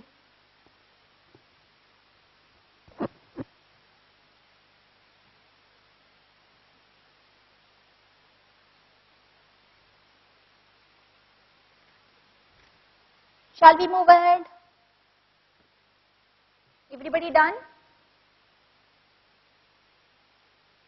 Now we have to see distinguish between partnership versus joint stock company, company joint stock company एक ही बात है ना। चलिए तो distinguish between देख लेते हैं, उस पे क्वेश्चंस बहुत ज्यादा आने के चांसेस हैं। छोटे छोटे पॉइंट्स पूछेंगे, आपको देखना पड़ेगा पार्टनरशिप का क्या फीचर है, बाकी फॉर्म ऑफ ऑर्गेनाइजेशन का क्या फीचर है। तो फर्स्ट स्टार्ट करें, मेरे साथ साथ पढ़ेंगे। First is the legal status, right. Now legal status में मुझे बताइए पार्टनरशिप का क्या कोई लीगल स्टेटस है? Partnership is having any legal status? नहीं, but company is having a legal status. हाँ, अब इस पॉइंट को मैं थोड़ा सा और एक्सप्लेन करती हूँ आपको। आपके दिमाग में आ रहा होगा मैम पार्टनरशिप का लीगल स्टेटस का मतलब सेपरेट एंटिटी, सेपरेट आइडेंटिटी। बात समझ में आती है? जब हम बोलते हैं कि एक सेपरेट आइडेंटिटी है उसको हम बोलते हैं legal personality. So partnership is having no legal personality, company is having a legal personality. Okay, इस पॉइंट को मैम लेकिन अकाउंट्स में तो हमने पढ़ा था एक सेपरेट बिजनेस एंटिटी। कॉन्सेप्ट पढ़ा था ना, whenever we have learned that business अलग है और ओनर अलग है। और आप अकाउंट्स किसके हिसाब से बनाते थे बताइए मुझे? You prepare the accounts from the perspective of business, not owner. याद आता है ना, हम बिजनेस के एंगल से सारी एंट्रीज करते थे ना। वो जो कॉन्सेप्ट था ना जो आपको 11th-12th में सिखाया गया है एंड रेलेवेंट फॉर अकाउंट्स, हमेशा रेलेवेंट रहेगा अकाउंट्स के लिए, वो सिर्फ just for the sake of preparing accounts था। बात समझ में आती है? हम लेकिन प्रैक्टिकल लाइफ में पार्टनरशिप की कोई आइडेंटिटी नहीं होती। सपोज XYZ फर्म है, ठीक है। इफ अगर मैं मिस्टर ए, अगर मैं यहाँ पे कोई माल सप्लाई कर रही हूँ तो मैं क्या फर्म के नाम पे कर रही हूँ, क्या फर्म के हिसाब से, ये फर्म की आइडेंटिटी उस बेसिस पे कर रही हूँ या इसलिए क्योंकि मैं एक्स को जानती हूँ? आप ध्यान दीजिएगा, नाम फर्म के नाम से होता है, जो बिल बनेगा वो फर्म के नाम से बनेगा, एक्स के नाम से बिल नहीं बनाओगे आप सप्लाई कर रहे हो तो। बट ध्यान दीजिएगा पार्टनरशिप की खुद की कोई आइडेंटिटी नहीं होती, ये फर्म इनकम्प्लीट है XYZ के बिना। तो आइडेंटिटी किसकी है मार्केट में? एक्स की, वाई की और जेड की। मैं पर्सनली एक्स को जानती हूँ और एक्स के लिए मैं क्या कर रही हूँ, भेज रही हूँ। हालांकि फर्म के नाम पे जाएगा, अकाउंटिंग जो होगी फर्म के बुक्स में होगी, एक्स के बुक्स में नहीं होगी। लेकिन प्लीज आज पढ़ रहे हैं तो ध्यान रखिए इस पॉइंट को। आज जो हम पढ़ रहे हैं बहुत इंपॉर्टेंट है। ये जो आप अकाउंट्स वाला जो कॉन्सेप्ट आता है वो प्रॉब्लम क्रिएट करता है लॉ समझने में। अकाउंट्स वाला बोलता है कि मैम हम हमेशा फर्म के अकाउंट्स बनाते थे, कभी भी एक्स के अकाउंट हमने नहीं बनाए। याद आता है ना, वो एक्स कैपिटल से अकाउंट अलग बनता था, that is also from the angle of firm. याद आता है? इनफैक्ट इफ यू रिमेंबर हम बनाते थे ना ऐसा कुछ capital account, by, balance brought down, ऐसा कुछ करते थे ना। हम देखते थे कि बिकॉज कैपिटल है हमको एक्स को बिजनेस के एंगल से अकाउंट बनाते थे और ये बोलते थे कि एक्स ने कैपिटल दी मतलब बिजनेस के लिए क्या है, लाइबिलिटी।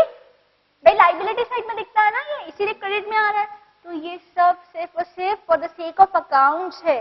रियल लाइफ में फर्म की कोई आइडेंटिटी नहीं है। आइडेंटिटी किसकी है?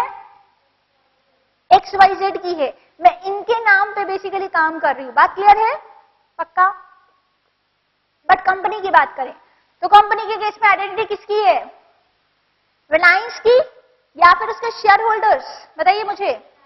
रिलायंस की। Company is got a separate identity. Company law में डिटेल में समझेंगे, अभी आज के लिए इतना काफी है। ठीक है जी, याद रहेगा। तो अभी ये कंफ्यूजन अकाउंट्स वाला क्लियर हुआ सबको? पक्का? Next point, agency. नाउ मुझे बताइए पार्टनर्स में पार्टनर एजेंट है फर्म के, म्यूचुअल एजेंसी भी है। मैं फर्म की भी एजेंट हूं। अगर एक्स के एंगल से बोलूं तो एक्स फर्म का भी एजेंट है, वाई का भी एजेंट है, जेड का भी एजेंट है। ये बात क्लियर है? बट कंपनी और मेंबर्स या शेयर होल्डर क्या ये एजेंट होते हैं? मेंबर शेयर होल्डर अलग है, कंपनी अलग है। So there is no agency relationship in the company. Clear है? डिस्ट्रीब्यूशन ऑफ प्रॉफिट्स बताइए मुझे। जो भी फर्म के प्रॉफिट्स होते हैं, right, profits of the firm will be distributed among the partners as per their ratio. जो भी उनका प्रॉफिट शेयरिंग रेशियो को डिस्ट्रीब्यूट कर देंगे। बट कंपनी का प्रॉफिट्स जो होता है, इज इट नेसेसरी कि वो सबका सब शेयर होल्डर को बांट दे? किस फॉर्म में बढ़ता है? डिविडेंड सुने हो? यस। अब डिविडेंड के फॉर्म में आप शेयर होल्डर को देते हो, बट जैसे यहां अगर प्रॉफिट हुआ तो कंपल्सरीली XYZ में बढ़ेगा। कंपनी में प्रॉफिट होता है तो इज इट कंपल्सरी कि शेयर होल्डर को बांट दे? हम देखते हैं डिविडेंड कभी होता है कभी नहीं होता। So dividend is at the discretion of board of directors. बात समझ आई? डिस्ट्रीब्यूशन ऑफ प्रॉफिट क्लियर है? पक्का? Next, extent of liability. Mark करिए, वेरी इंपॉर्टेंट सवाल बहुत आता है इस पे। पॉइंट नंबर 1, लीगल स्टेटस पे क्वेश्चन ज्यादा आता है, एक्सटेंट ऑफ लाइबिलिटी में भी क्वेश्चन बहुत आता है। क्या मुझे बता सकते हैं पार्टनर्स की लाइबिलिटी लिमिटेड या अनलिमिटेड? Limited, unlimited? सच सच बताइए, क्या लाइबिलिटी होती है पार्टनर्स की? देखो, लाइबिलिटी की अगर मैं बात करूं,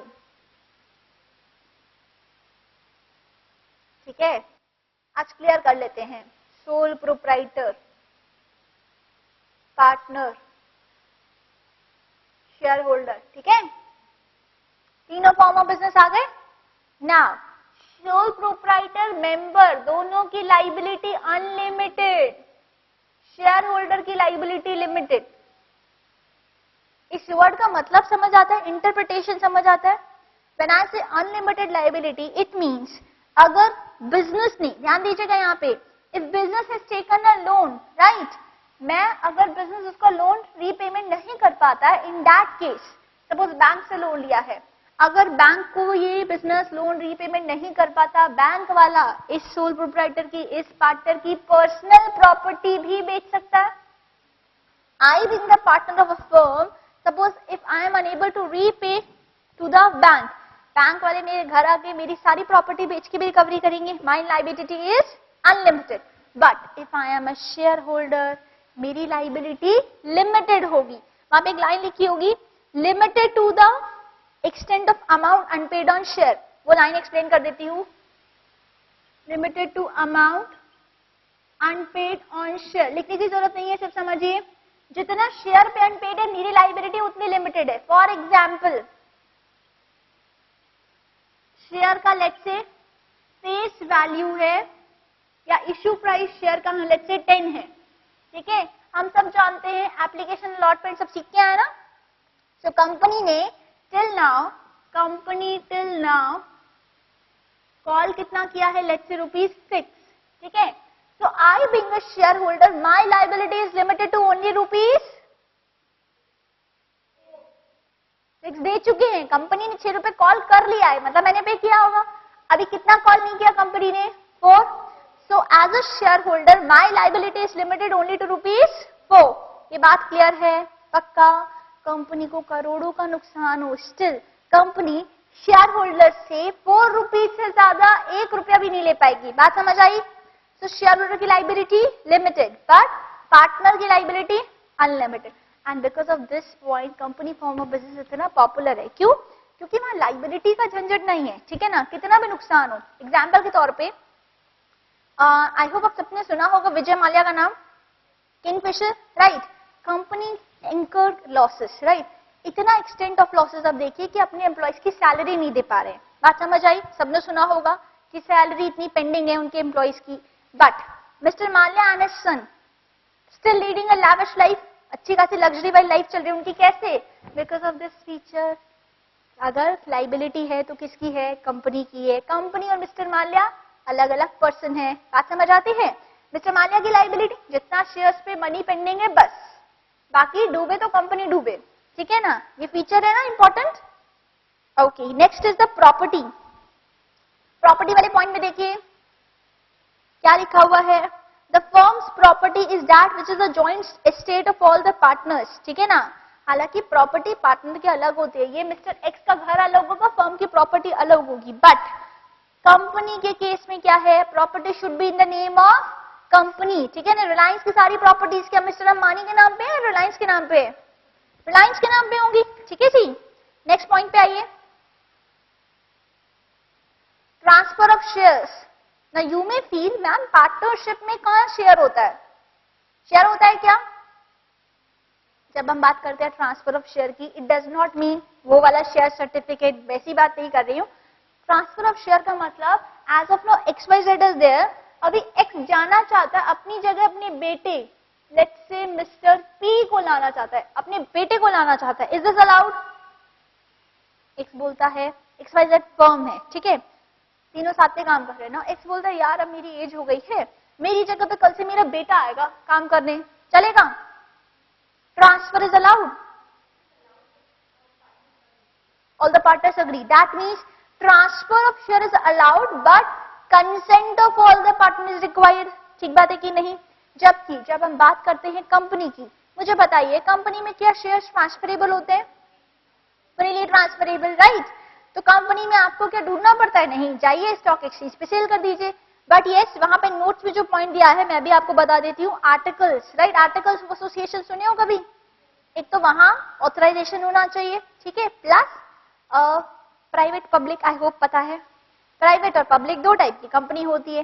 पब्लिक कंपनी के शेयर फ्रीली ट्रांसफरेबल, प्राइवेट के रेस्ट्रिक्शन होती है। ये बात क्लियर है?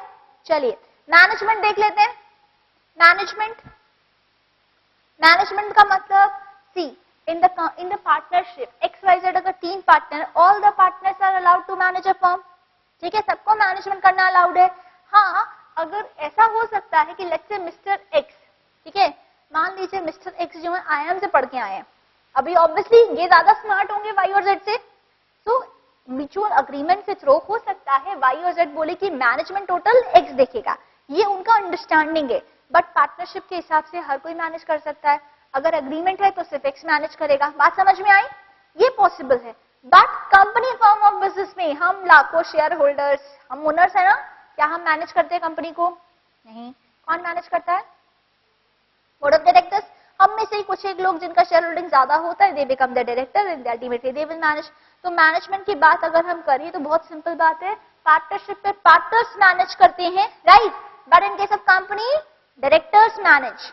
चलिए नंबर ऑफ मेंबरशिप मार्क करिए, वेरी इंपॉर्टेंट, इस पे डिटेल डिस्कशन करना है।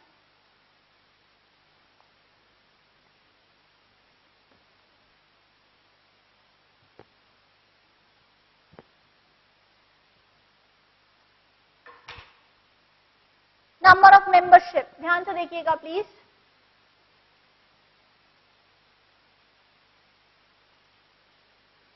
देखो फर्स्ट ऑफ ऑल हम कंपनी में देख लेते हैं, पार्टनरशिप पे बाद में डिस्कस करेंगे। कंपनी पार्टनरशिप,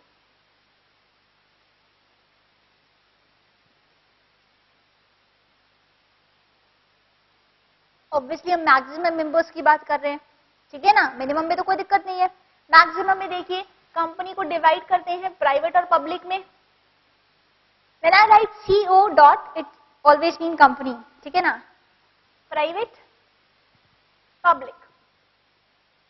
नाउ मुझे बताइए क्या प्राइवेट कंपनी पे कोई रिस्ट्रिक्शन होती है regarding the number of members?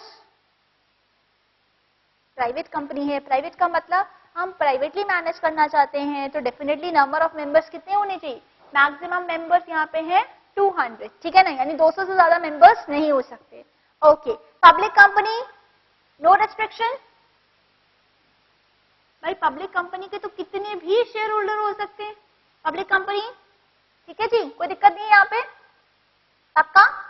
Okay, regarding partnership very important, जैसा कि मैं आपको बिगिनिंग में बता रही थी, वो नॉन बैंकिंग बैंकिंग ये सब कहाँ चलता था? कंपनीज एक्ट 1956 में। एंड अभी हम कौन सा पढ़ते हैं? Companies act 2013। एक्ट बदल गया तो बैंकिंग नॉन बैंकिंग वाला ज्ञान बिल्कुल हटा दीजिए। आज से क्या याद रखेंगे? कंपनी में सेक्शन नंबर 464, इसको आपको याद कर लेंगे तो अच्छा रहेगा। सेक्शन 464 ऑफ द कंपनी, ठीक है, क्या बताता है? The number of partners in association shall not exceed 100। अब एक बात ना बहुत इंपॉर्टेंट मैं आपको समझा दूं, साइड में है ना, लिखना इसको नहीं है। जब हम कंपनीज एक्ट 2000 पढ़ते हैं ना, 2013, इसमें क्या हुआ है ना, ये एक्ट है, अगर मैं सेक्शन बोलूंगी तो सेक्शन कौन सा होगा इस एक्ट का? ठीक है, प्लस हमारे पास बहुत सारे रूल्स भी हैं, ठीक है। कंपनीज एक्ट 2013 ये तो अपने आप में एक एक्ट है, यहाँ पे सेक्शन दिया हुआ है, इसके अलावा आपको बहुत सारे रूल्स दिए हुए हैं, ठीक है ना। जैसे हम स्कूल्स में भी जाते हैं, कुछ एक तो रूल्स होते हैं, बाकी गाइडलाइंस होती है ना, लाइक दैट यहाँ पे रूल्स बहुत सारे हैं, तो आपको रूल्स को भी फॉलो करना है, ठीक है। तो यहाँ पे कंफ्यूजन में क्लियर कर दूं, हमको है वो तो बोलता है कि मैक्सिमम मेंबर 100 होने चाहिए, ठीक है, बट रूल्स के हिसाब से रूल्स प्रिस्क्राइब मैम हमारे लिए कौन सा लिमिट इंपॉर्टेंट है, हमको इससे मतलब है, हमको एग्जाम में 50 टिक करना है या 100 टिक करना है। तो I made it very clear, act के हिसाब से 100, रूल्स के हिसाब से 50। इसका मतलब ये हुआ करेंटली 50 इज इंपॉर्टेंट, करेंटली मतलब आज की डेट में number of persons in a partnership should not exceed 50। अगर फ्यूचर में गवर्नमेंट चाहेगी तो गवर्नमेंट इस 50 को इंक्रीज करके 100 कर सकती है। ये बात क्लियर है? इन द फ्यूचर गवर्नमेंट चाहे तो वो इंक्रीज कर सकती है, बट एज ऑफ नाउ हमारे पास इंपॉर्टेंट है 50। नोट करिए इसको।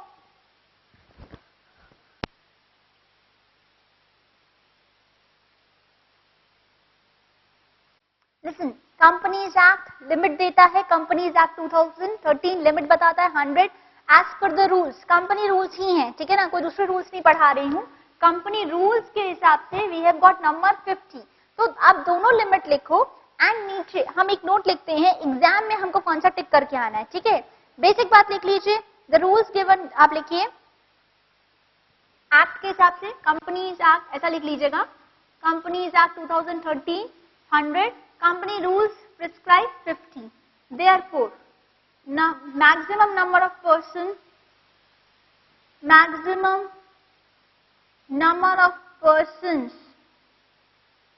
allowed in a partnership is 50. ठीक है, पार्टनरशिप में कितने अलाउड होंगे? 50। लेकिन हाँ, आज से कुछ टाइम बाद अगर चेंज आ जाए, पहले सुन लीजिए प्लीज, कुछ टाइम बाद चेंज आएगा, गवर्नमेंट हर वक्त हर साल एक्ट में अमेंडमेंट ला सकती है, तो गवर्नमेंट को भी कितना राइट है, अमेंडमेंट ला के इसको 200 कर दे, नहीं अलाउड होगा। अमेंडमेंट करके गवर्नमेंट 50 से 100 तक जा सकती है, 100 से ऊपर तो गवर्नमेंट भी नहीं जा सकती। ये बात क्लियर है? तो हमारे लिए what is important is 50। Currently 50 prescribed है, जो रूल्स बोलते हैं वो बात मानी जाती है, तो करेंटली 50 इज देयर।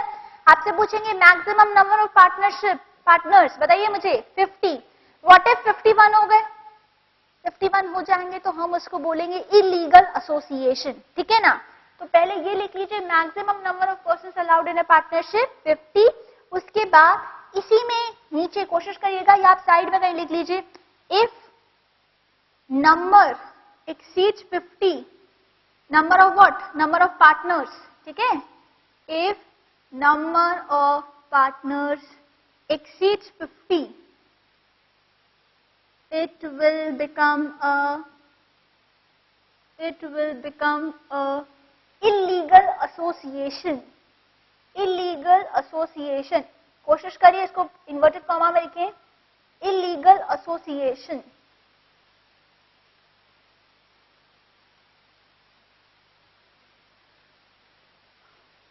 ओके, ये भी क्वेश्चन आ सकता है, what if number of partners exceed, XYZ firm is having partners 60, it should be termed as, तो ABC में आपको टिक करना होगा इलीगल एसोसिएशन, करेक्ट है? पक्का? आगे बढ़े। ड्यूरेशन ऑफ एग्जिस्टेंस, चलिए मुझे बताइए, पार्टनरशिप का ड्यूरेशन होता है मे बी नॉट, समटाइम्स, जैसे नॉर्मल कोर्स में ड्यूरेशन नहीं होता, बट कभी कभी क्या होता है ना, लेट्स से कोई रोड बनाने का प्रोजेक्ट है, ठीक है। अभी एक मेरी फर्म है जो कंस्ट्रक्शन में इन्वॉल्व है, एक आपकी फर्म है जो कंस्ट्रक्शन में इन्वॉल्व है। अब हम दोनों को पता है कि हम अकेले रोड फॉर्म नहीं कर पाएंगे, हम दोनों ने पार्टनरशिप करी just to make this road, ठीक है। टेन्योर डिसाइड कर लिया कि यार 1 साल में ये रोड का प्रोजेक्ट कंप्लीट हो जाएगा, so for this purpose we are undergoing partnership, तो टेन्योर हो गया ना। नॉर्मल कोर्स में पार्टनरशिप का कोई टेन्योर नहीं होता, तो यहाँ पे जब लिखा है ड्यूरेशन, तो यहाँ पे डिपेंड करता है आपके कॉन्ट्रैक्ट के ऊपर, ठीक है। बात क्लियर है?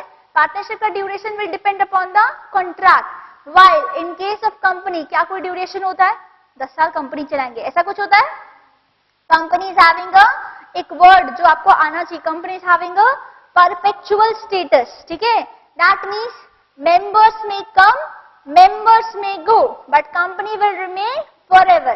जबकि यहाँ पे XYZ में X की डेथ हो जाती है तो फर्म बंद हो गई, डिसॉल्यूशन हो गया। क्लियर है? नेक्स्ट ऑडिट, बताइए ऑडिट समझते हैं? ऑडिट वर्ड नहीं फेमिलियर है तो let me tell you, audit का मतलब अकाउंट्स बनाता है मैनेजमेंट, ठीक है। दोनों केसेस में, चाहे कंपनी हो चाहे फर्म हो, बट अल्टीमेटली हमको अकाउंट्स का चेक कराना पड़ता है किसी थर्ड पर्सन से, उस थर्ड इंडिपेंडेंट पर्सन को हम बोलते हैं ऑडिटर, राइट। तो अपने अकाउंट्स का आपको चेक कराना पड़ता है कि हमने ठीक ठीक अकाउंट्स बनाए हैं या नहीं, और चेक कौन करता है? ऑडिटर। अब सवाल आता है ऑडिटर कौन हो सकता है? Only A chartered accountant in India can become a auditor. ये बात क्लियर है? कंफ्यूजन? ओके। सो यहाँ पे पार्टनरशिप फर्म का ऑडिट कराना इज नॉट कंपल्सरी, ठीक है, इज नॉट कंपल्सरी। आप ऑडिट नहीं कराएंगे चलेगा। हाँ, जब हम इनकम टैक्स पढ़ेंगे तब हम देखेंगे बाद में फ्यूचर में कि कुछ एक सर्टेन प्रॉफिट से ज्यादा या एक सर्टेन अमाउंट से ज्यादा आपकी सेल होती है तो आपको ऑडिट कराना कंपल्सरी हो जाएगा। बट नॉर्मल कोर्स में पार्टनरशिप को ऑडिट कराना not compulsory, but company compulsorily audit कराना पड़ेगा, ठीक है। तो ऑडिट वाला पॉइंट इज नॉट इंपॉर्टेंट क्योंकि वो पूछते नहीं है इसको। नेक्स्ट देखें, partnership versus HUF, again distinguish between, okay. First point, mode of creation. अब इसमें इतनी दिक्कत नहीं आएगी। पार्टनरशिप बताइए कैसे होती है? Via agreement. Hindu undivided family, जो लाइन आपको आनी चाहिए that is HUF is created by status.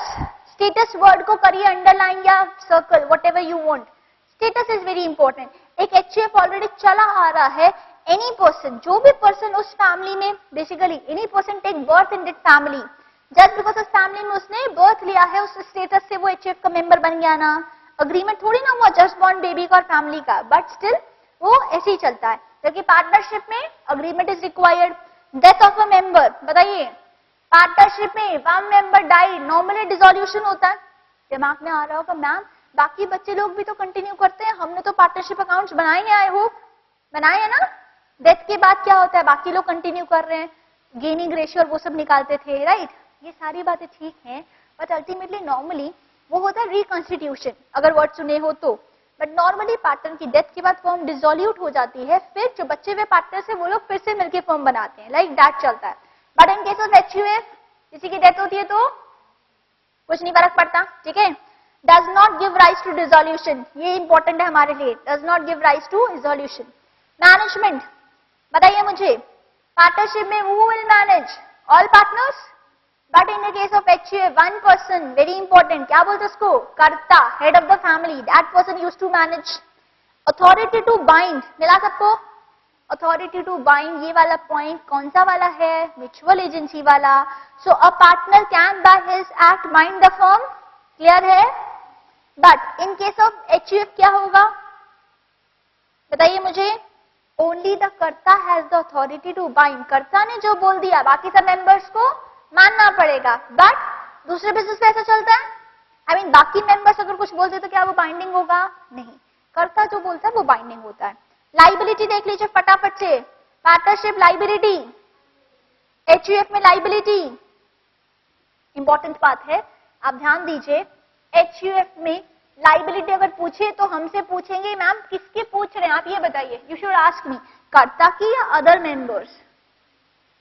तो पॉइंट इज एचयूएफ में कर्ता की लाइबिलिटी होती है अनलिमिटेड, ठीक है, और बाकी मेंबर्स की लाइबिलिटी होती है limited. Limited to what extent? जैसे शेयर में हमने बोला था कि जितना अनपेड अमाउंट है उतना तक लिमिटेड होगी, यहाँ पे कहां तक लिमिटेड होगी? जितना शेयर उनको मिला प्रॉपर्टी में। क्या लिखा हुआ है?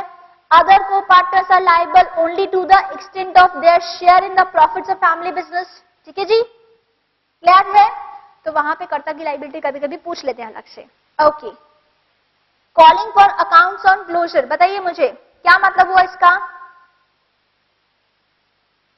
अगर आप क्लोज करते हो, ठीक है, तो आप मुझे बताइए क्या बाकी मेंबर्स डिमांड कर सकते हैं? क्या कोर्ट में सूट फाइल कर सकते हैं? डेफिनेटली। फर्म बंद हो रही है, डिसोल्यूशन हो रहा है, if I am not satisfied as a partner I can definitely sue the other partners.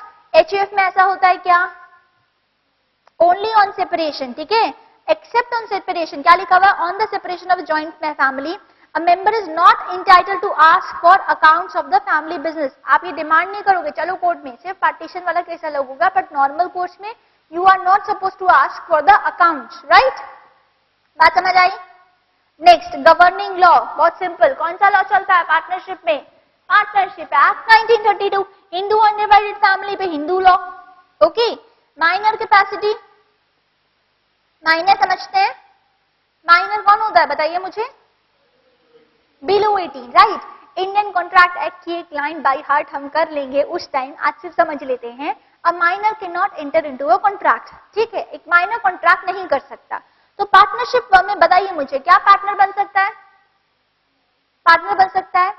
अगर सिर्फ बोलेंगे नहीं तो आंसर इनकम्प्लीट लगेगा. Normally a partner can not be entered as a minor can not be entered as a partner, right, but he can be admitted for benefits. Benefits के लिए minor को entry दे देंगे. दैट मीन्स लॉसेस हुआ तो minor नहीं share करेगा, profits हुए तो कर सकता है. ओके, हिंदू अनडिवाइडेड फैमिली में क्या स्टेटस है देव तक बताइए मुझे. A minor becomes a member by incidence of birth. Just birth लिया है वो तो मेंबर बन गया. So minor वाला पॉइंट वहां पे रेलेवेंट नहीं है. बात क्लियर है? पक्का? ओके, कंटिन्यूटी में बताइए मुझे. कंटिन्यूटी में बताइए पार्टनरशिप कब तक चलेगी. अब तो पढ़ चुके हैं हम, तब तक डिसोल्यूशन नहीं होता, ठीक है. और जबकि जॉइंट हिंदू अनडिवाइडेड फैमिली में क्या है, पार्टीशन तक, ठीक है ना. पार्टीशन पे क्या होता है, HUF come to and send.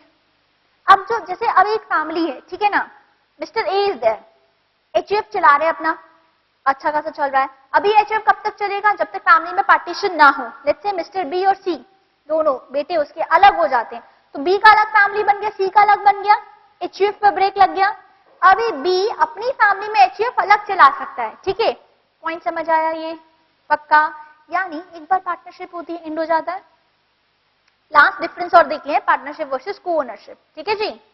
तो फॉर्मेशन को ओनरशिप में याद रखिएगा वो पीस वाला लैंड जो था मैंने कि एक मैरिज ग्राउंड को दो लोग मिलके होल्ड कर रहे हैं, हम वो कर रहे हैं. दो पर्सन साथ को ओनर्स, बात की थी ना, उसी को डिस्कस करें. Formation partnership always arise out of a contract express और implied.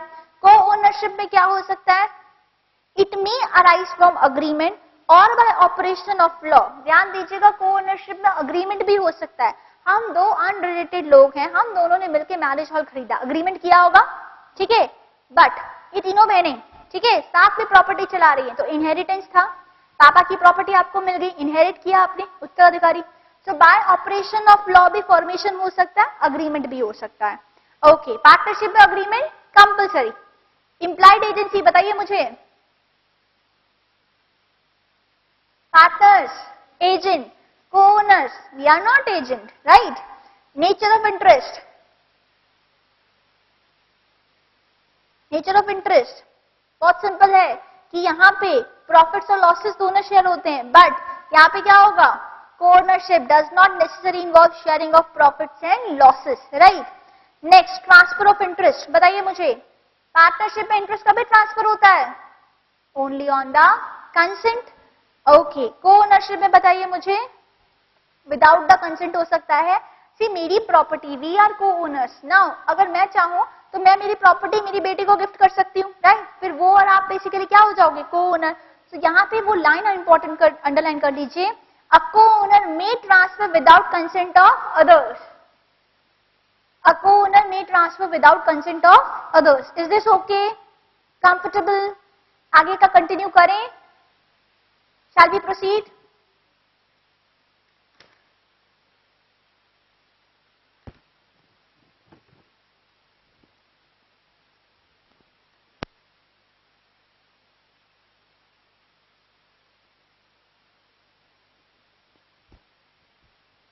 Okay, now we will see, now difference between complete होने के बाद we will see types of partnership, right?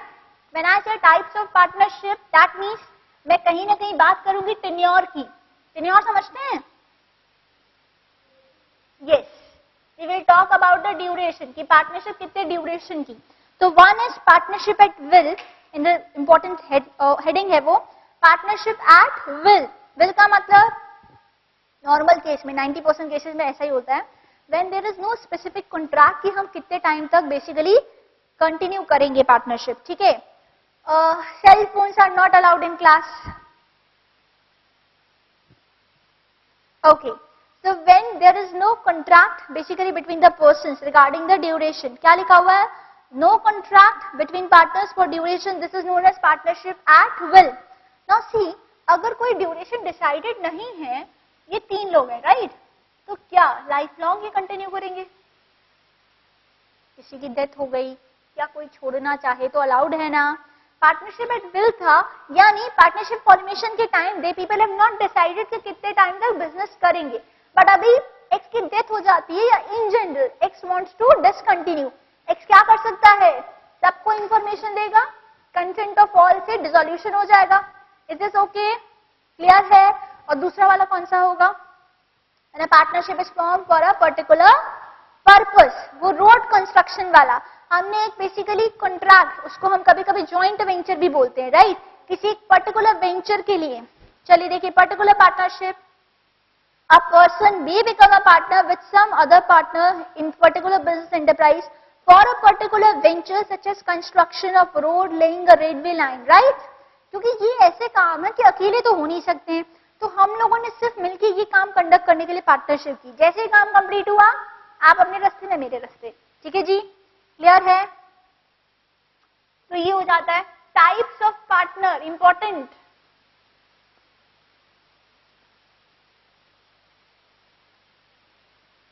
Types of partner important है।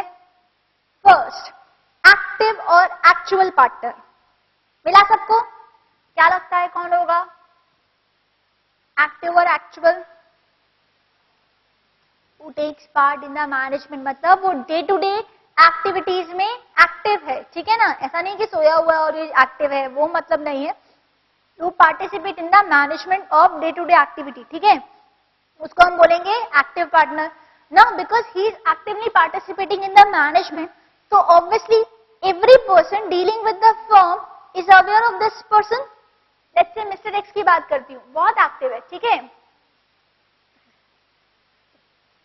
अब मुझे बताना, अगर ये पर्सन एक्टिव है तो बाहर वाले जितने भी लोग हैं वो सब एक्स को जानते होंगे। In case X wants to retire, तो क्या करना पड़ेगा? He need to give a public notice. तो लाइन इज वेरी इंपॉर्टेंट, बहुत ध्यान से ये पॉइंट याद रखिएगा, पूछेंगे एग्जाम में। Active partner when retire, he is supposed to give a public notice. क्यों? क्योंकि बाकी सब लोग इसको जानते हैं ना, ठीक है जी। तो whenever active partner retire, he need to give a public notice. Is this okay? पक्का? Okay. Next point, dormant or sleeping partner. Dormant of sleeping partner वो होता है वो does not take part in the management, active part नहीं ले रहा है, ठीक है। मिस्टर वाई सिर्फ नाम के लिए पार्टनर, ठीक है, ऐसा हम नॉर्मली पढ़ते हैं, बट नाम के लिए कोई दूसरा होगा, मैं फिर से क्लियर कर दूं। सो ये डॉर्मेंट पार्टनर है, एक्टिवली पार्टिसिपेट नहीं करते, जो भी शेयर ऑफ प्रॉफिट होता है अपना ले लेते हैं। Now in this case because he is sleeping partner, so outsiders इसको जानते होंगे क्या? नहीं।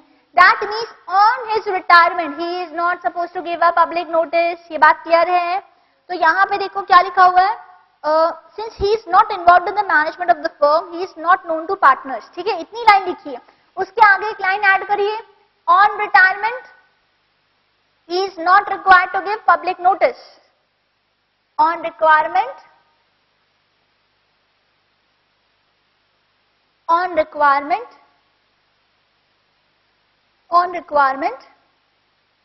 he is not liable या he is not supposed to give public notice.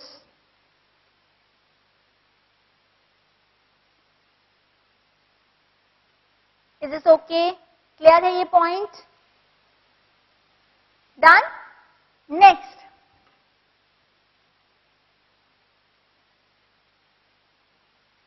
nominal partner. पता है नॉमिनल पार्टनर क्या होता है?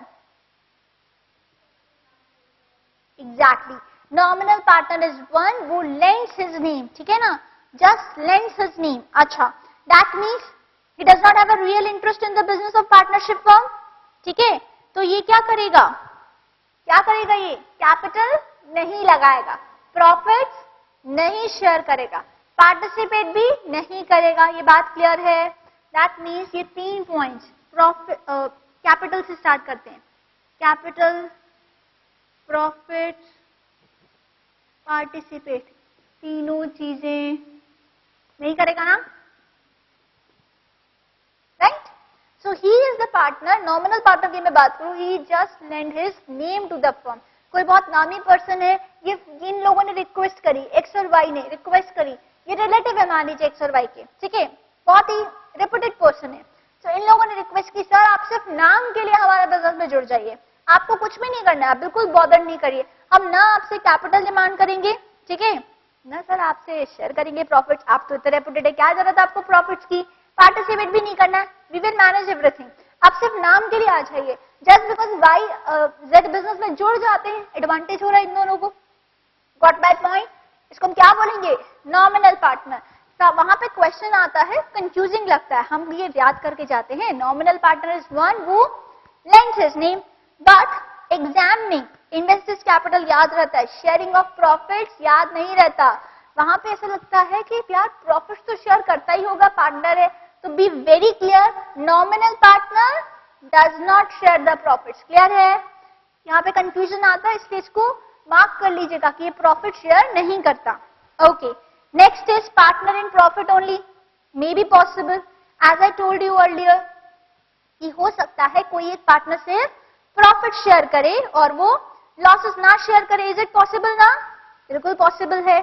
ऐसा क्यों होता है जनरली, बताइए मुझे। सपोज मेरा एक एम्प्लॉय है, राइट, अच्छा काम कर रहा था, मैंने उससे कमिट किया कि यार अगर तुम अच्छा काम करोगे मैं तुमको एज अ पार्टनर ले लूंगा। Now this employ is converting into a partner. अब उसका क्या पॉइंट है, सर मैं एम्प्लॉय था, एक फिक्स सैलरी मिलती थी ना मुझे, अभी पार्टनर बन जाऊंगा, बिजनेस में तो अप्स एंड डाउन्स चलते रहते हैं, तो हमने उसको क्या बोला, इतना पोटेंशियल लेने की जरूरत नहीं है, सिर्फ प्रॉफिट शेयर करना, लॉस मत शेयर करना, ठीक है। तो पार्टनर इन प्रॉफिट होता है कि नहीं? चलिए next, sub partner. Sub partner समझते हैं? सब पार्टनरशिप, दैट मीन्स क्या, देखिए एक्स वाई जेड मिलके तीनों पार्टनर है ना, X Y Z are partners in a firm. कौन सी फर्म में? एक्स वाई जेड फर्म में। Okay, now what happens is, X क्या करता है, एक्स मान लीजिए लेट्स से ये लोग ट्रेडिंग करते हैं, ठीक है, ट्रेडिंग करते हैं लेट्स से फूड आइटम्स की, फूड प्रोडक्ट्स की ये लोग ट्रेडिंग करते हैं। व्हेन आई से ट्रेडिंग करते हैं, इसका मतलब they people are not manufacturing. ये बात तो सबको समझ आती है, ठीक है ना। अभी ट्रेड कर रहे हैं मतलब कहीं से माल परचेज कर रहे हैं और शेयर कर रहे हैं।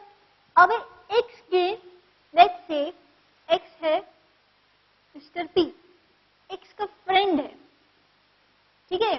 ये जो मिस्टर पी है ना, ये मैन्युफैक्चर करते हैं, ये क्या कर रहे हैं, ट्रेडिंग कर रहे हैं, और वो क्या करता है, फूड प्रोडक्ट्स की मैन्युफैक्चरिंग करता है। अभी मिस्टर एक्स ना बहुत स्मार्ट है, एक्स ने क्या किया, इन लोगों के साथ पार्टनरशिप की फॉर ट्रेडिंग, और पी के साथ पार्टनरशिप की, P plus Z, sorry P plus x, P के साथ पार्टनरशिप की फॉर मैन्युफैक्चरिंग। ये बात समझ में आई? कोई कंफ्यूजन? दैट मीन्स एक पार्टनरशिप के अलावा one of the partner is having partnership with some other, तो उसको क्या बोलेंगे, सब पार्टनरशिप। कोई कंफ्यूजन यहाँ पे? पढ़ लेते हैं उस पॉइंट को। When a partner agrees to share his profits of the firm, ठीक है, profits of the when a partner agrees to share his share of profits in the firm with the outsider, such a outsider is called as sub partner। क्यों share कर रहा है? क्योंकि manufacturing में कम cost पे मिल रहा है ना, इसीलिए पार्टनरशिप की है। अब यहाँ जो प्रॉफिट्स वो डेराइव करेगा वो किसके साथ शेयर करेगा, पी के साथ। बात समझ में आती है? Such a sub partner does not hold any rights against the firm, but ध्यान रखिएगा दिस मिस्टर पी फर्म के लिए क्या है, आउटसाइडर। फर्म के लिए कौन इंपॉर्टेंट है, एक्स वाई जेड, तो mister B is a outsider. अब ये पार्टनर्स इंडिविजुअली किसी के साथ भी कोई भी इनका अंडरस्टैंडिंग हो, फर्म को क्या करना है, तो mister P is a outsider, that means mister P कल दिन इनके साथ कोई प्रॉब्लम हो जाए इन दोनों के बीच, क्या ये फर्म को लायबल ठहरा सकते हैं? फर्म क्या बोलेगी, we know only X Y Z, हम पी से कंसर्न नहीं है। बात क्लियर है? इसलिए वहां पे लिखा हुआ है sub partner is not, a sub partner does not hold any rights against the firm nor liable for the debts of the firm। Clear है? राइट्स नहीं तो लाइबिलिटी भी नहीं। इनकमिंग पार्टनर बताइए मुझे, एडमिशन, रिटायरमेंट, डेथ, वही वाला concept account हुआ। इनकमिंग पार्टनर मतलब new partner is entering in the firm. मुझे बताइए क्या नया पार्टनर पुराने पाप के लिए जिम्मेदार होगा? नहीं ना। हम सब एक कौन सा अकाउंट बनाते थे, रिवैल्यूएशन अकाउंट ऐसे कुछ बनाते थे ना। व्हेनेवर देयर इज एडमिशन हम क्या करते थे, उस दिन तक के सारे प्रॉफिट्स या लॉसेस एग्जिस्टिंग पार्टनर में, वही बात यहाँ पे है। Outgoing partner, retirement, that means outgoing partner post retirement liable नहीं होगा। बहुत सिंपल।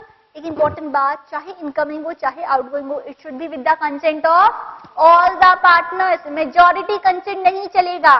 ठीक है, ये बात क्लियर है। एग्जाम में इसी पे सवाल पूछता है। A wants to, basically ABC are in partnership, mister A wants to bring mister P। ध्यान से सुनिएगा, ABC पार्टनरशिप में ए लाना चाहता है P को, मेजॉरिटी से चलेगा क्या? कंसेंट दोनों की लगेगी, बी और सी की। बात क्लियर है? ओके। पार्टनर बाय एस्टॉपल और holding out, very very important, mark करिए इसको। इसको दो एग्जाम्पल से समझाती हूं मैं, काफी इंपॉर्टेंट है, और ध्यान से समझिएगा प्लीज, इस पे क्वेश्चंस आते हैं।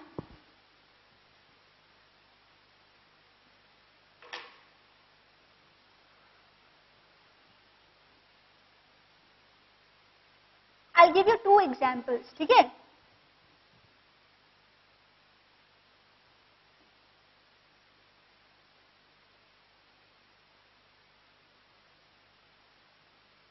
When I say estoppel और holding out, इसका मतलब प्रिटेंड करना, यानी रियलिटी कुछ है और ये लोग प्रिटेंड कर रहे हैं। ठीक है, कॉन्सेप्ट सुन लीजिए पहले, बहुत सिंपल लैंग्वेज में। When any person pretends to be a partner of a firm, ठीक है, कोई प्रिटेंड करता है कि इस फर्म का पार्टनर है, then in that case he cannot deny the partnership। ठीक है, कल जब उसको लाइबिलिटी आएगी पे ऑफ करने के टाइम, तब वो ये नहीं बोलेगा नहीं नहीं आई एम नॉट द पार्टनर, बाकी लोग पार्टनर है। बात समझ में आई? तो कोई पर्सन अगर प्रिटेंड करता है कि वो पार्टनर है, मान लिया जाएगा कि वो पार्टनर है for the payment of liability. Example देती हूँ आपको, समझिएगा। देखिए, फर्स्ट एग्जाम्पल इजी, PQRS, ठीक है, दे आर ऑल पार्टनर्स। ये पार्टनरशिप फॉर्म में थे, ठीक है, इनको मिला के एक फर्म है, ऐसा लिख लीजिए, PQRS, इनको मिला के एक फर्म है। नाउ P रिटायर्स, अभी क्या हो गया? P retires. सो जब कोई पार्टनर रिटायर होता है तो ऑब्वियसली फर्म के लेटर हेड से P का नाम हटना चाहिए था, फर्म के लेटर हेड से P का नाम हटना चाहिए था।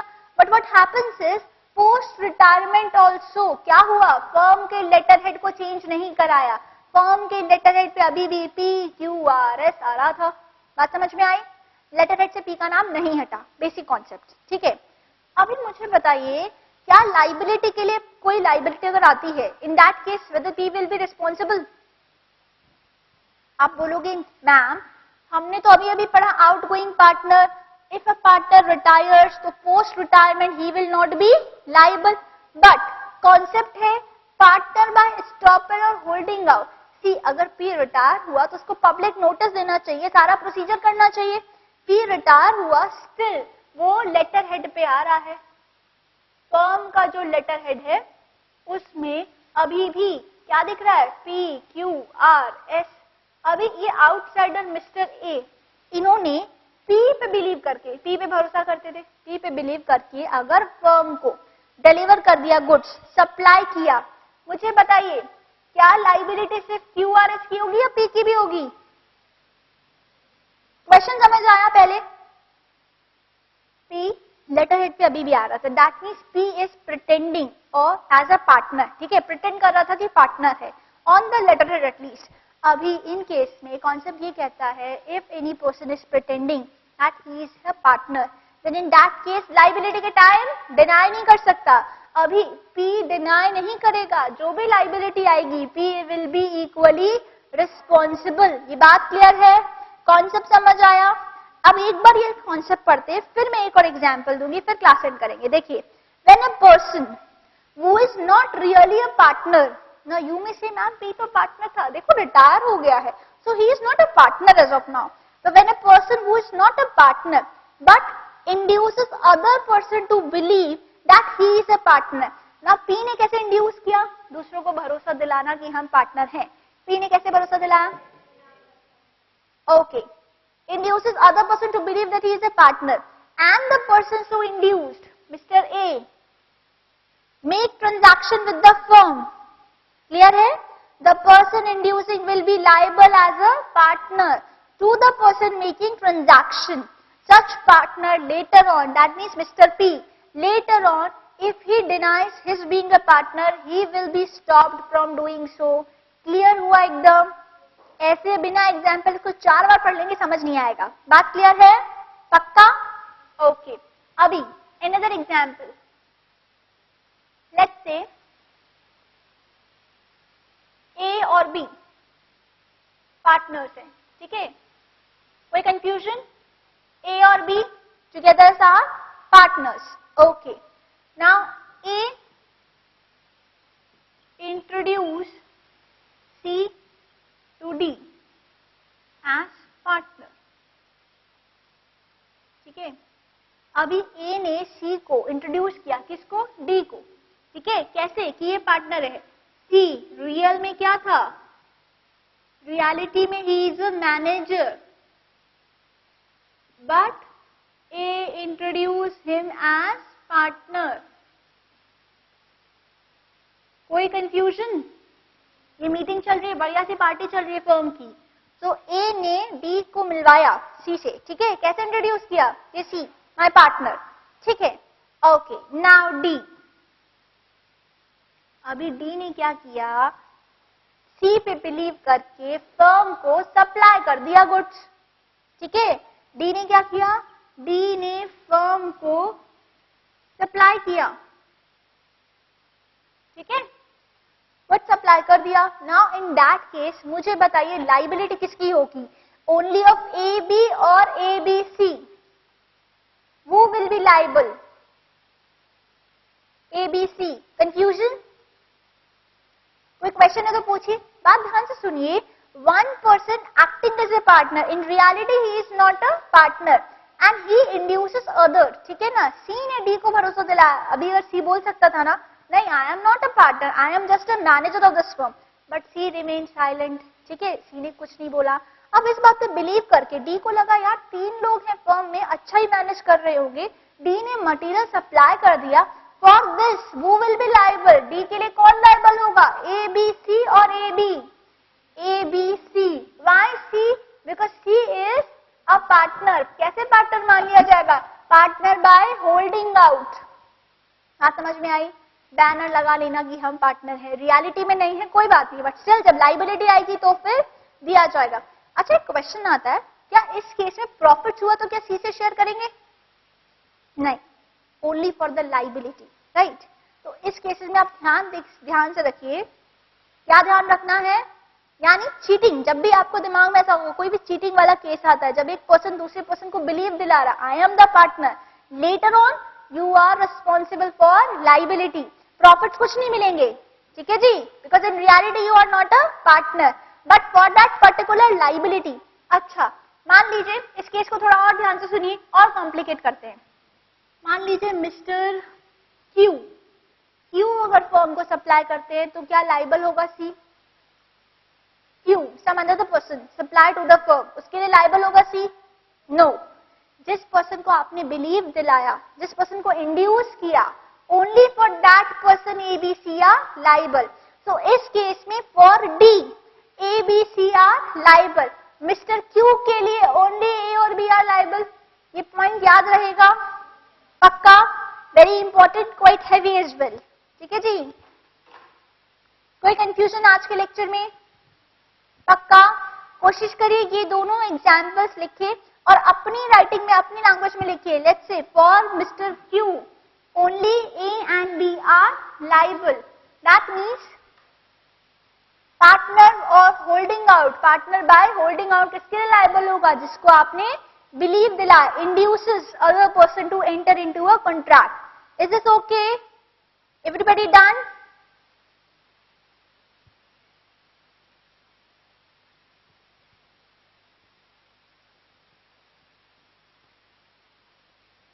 डन? चलिए, that's it for the day, thank you. Tomorrow lecture में हम स्टार्ट करेंगे विद द माइनर। आज के चैप्टर का हमारा सिर्फ माइनर वाला पोर्शन बाकी है, सो माइनर कंप्लीट करेंगे। Take a pencil with you, tomorrow will do the MCQ as well. That's it for the day, thank you, hope you enjoyed the session.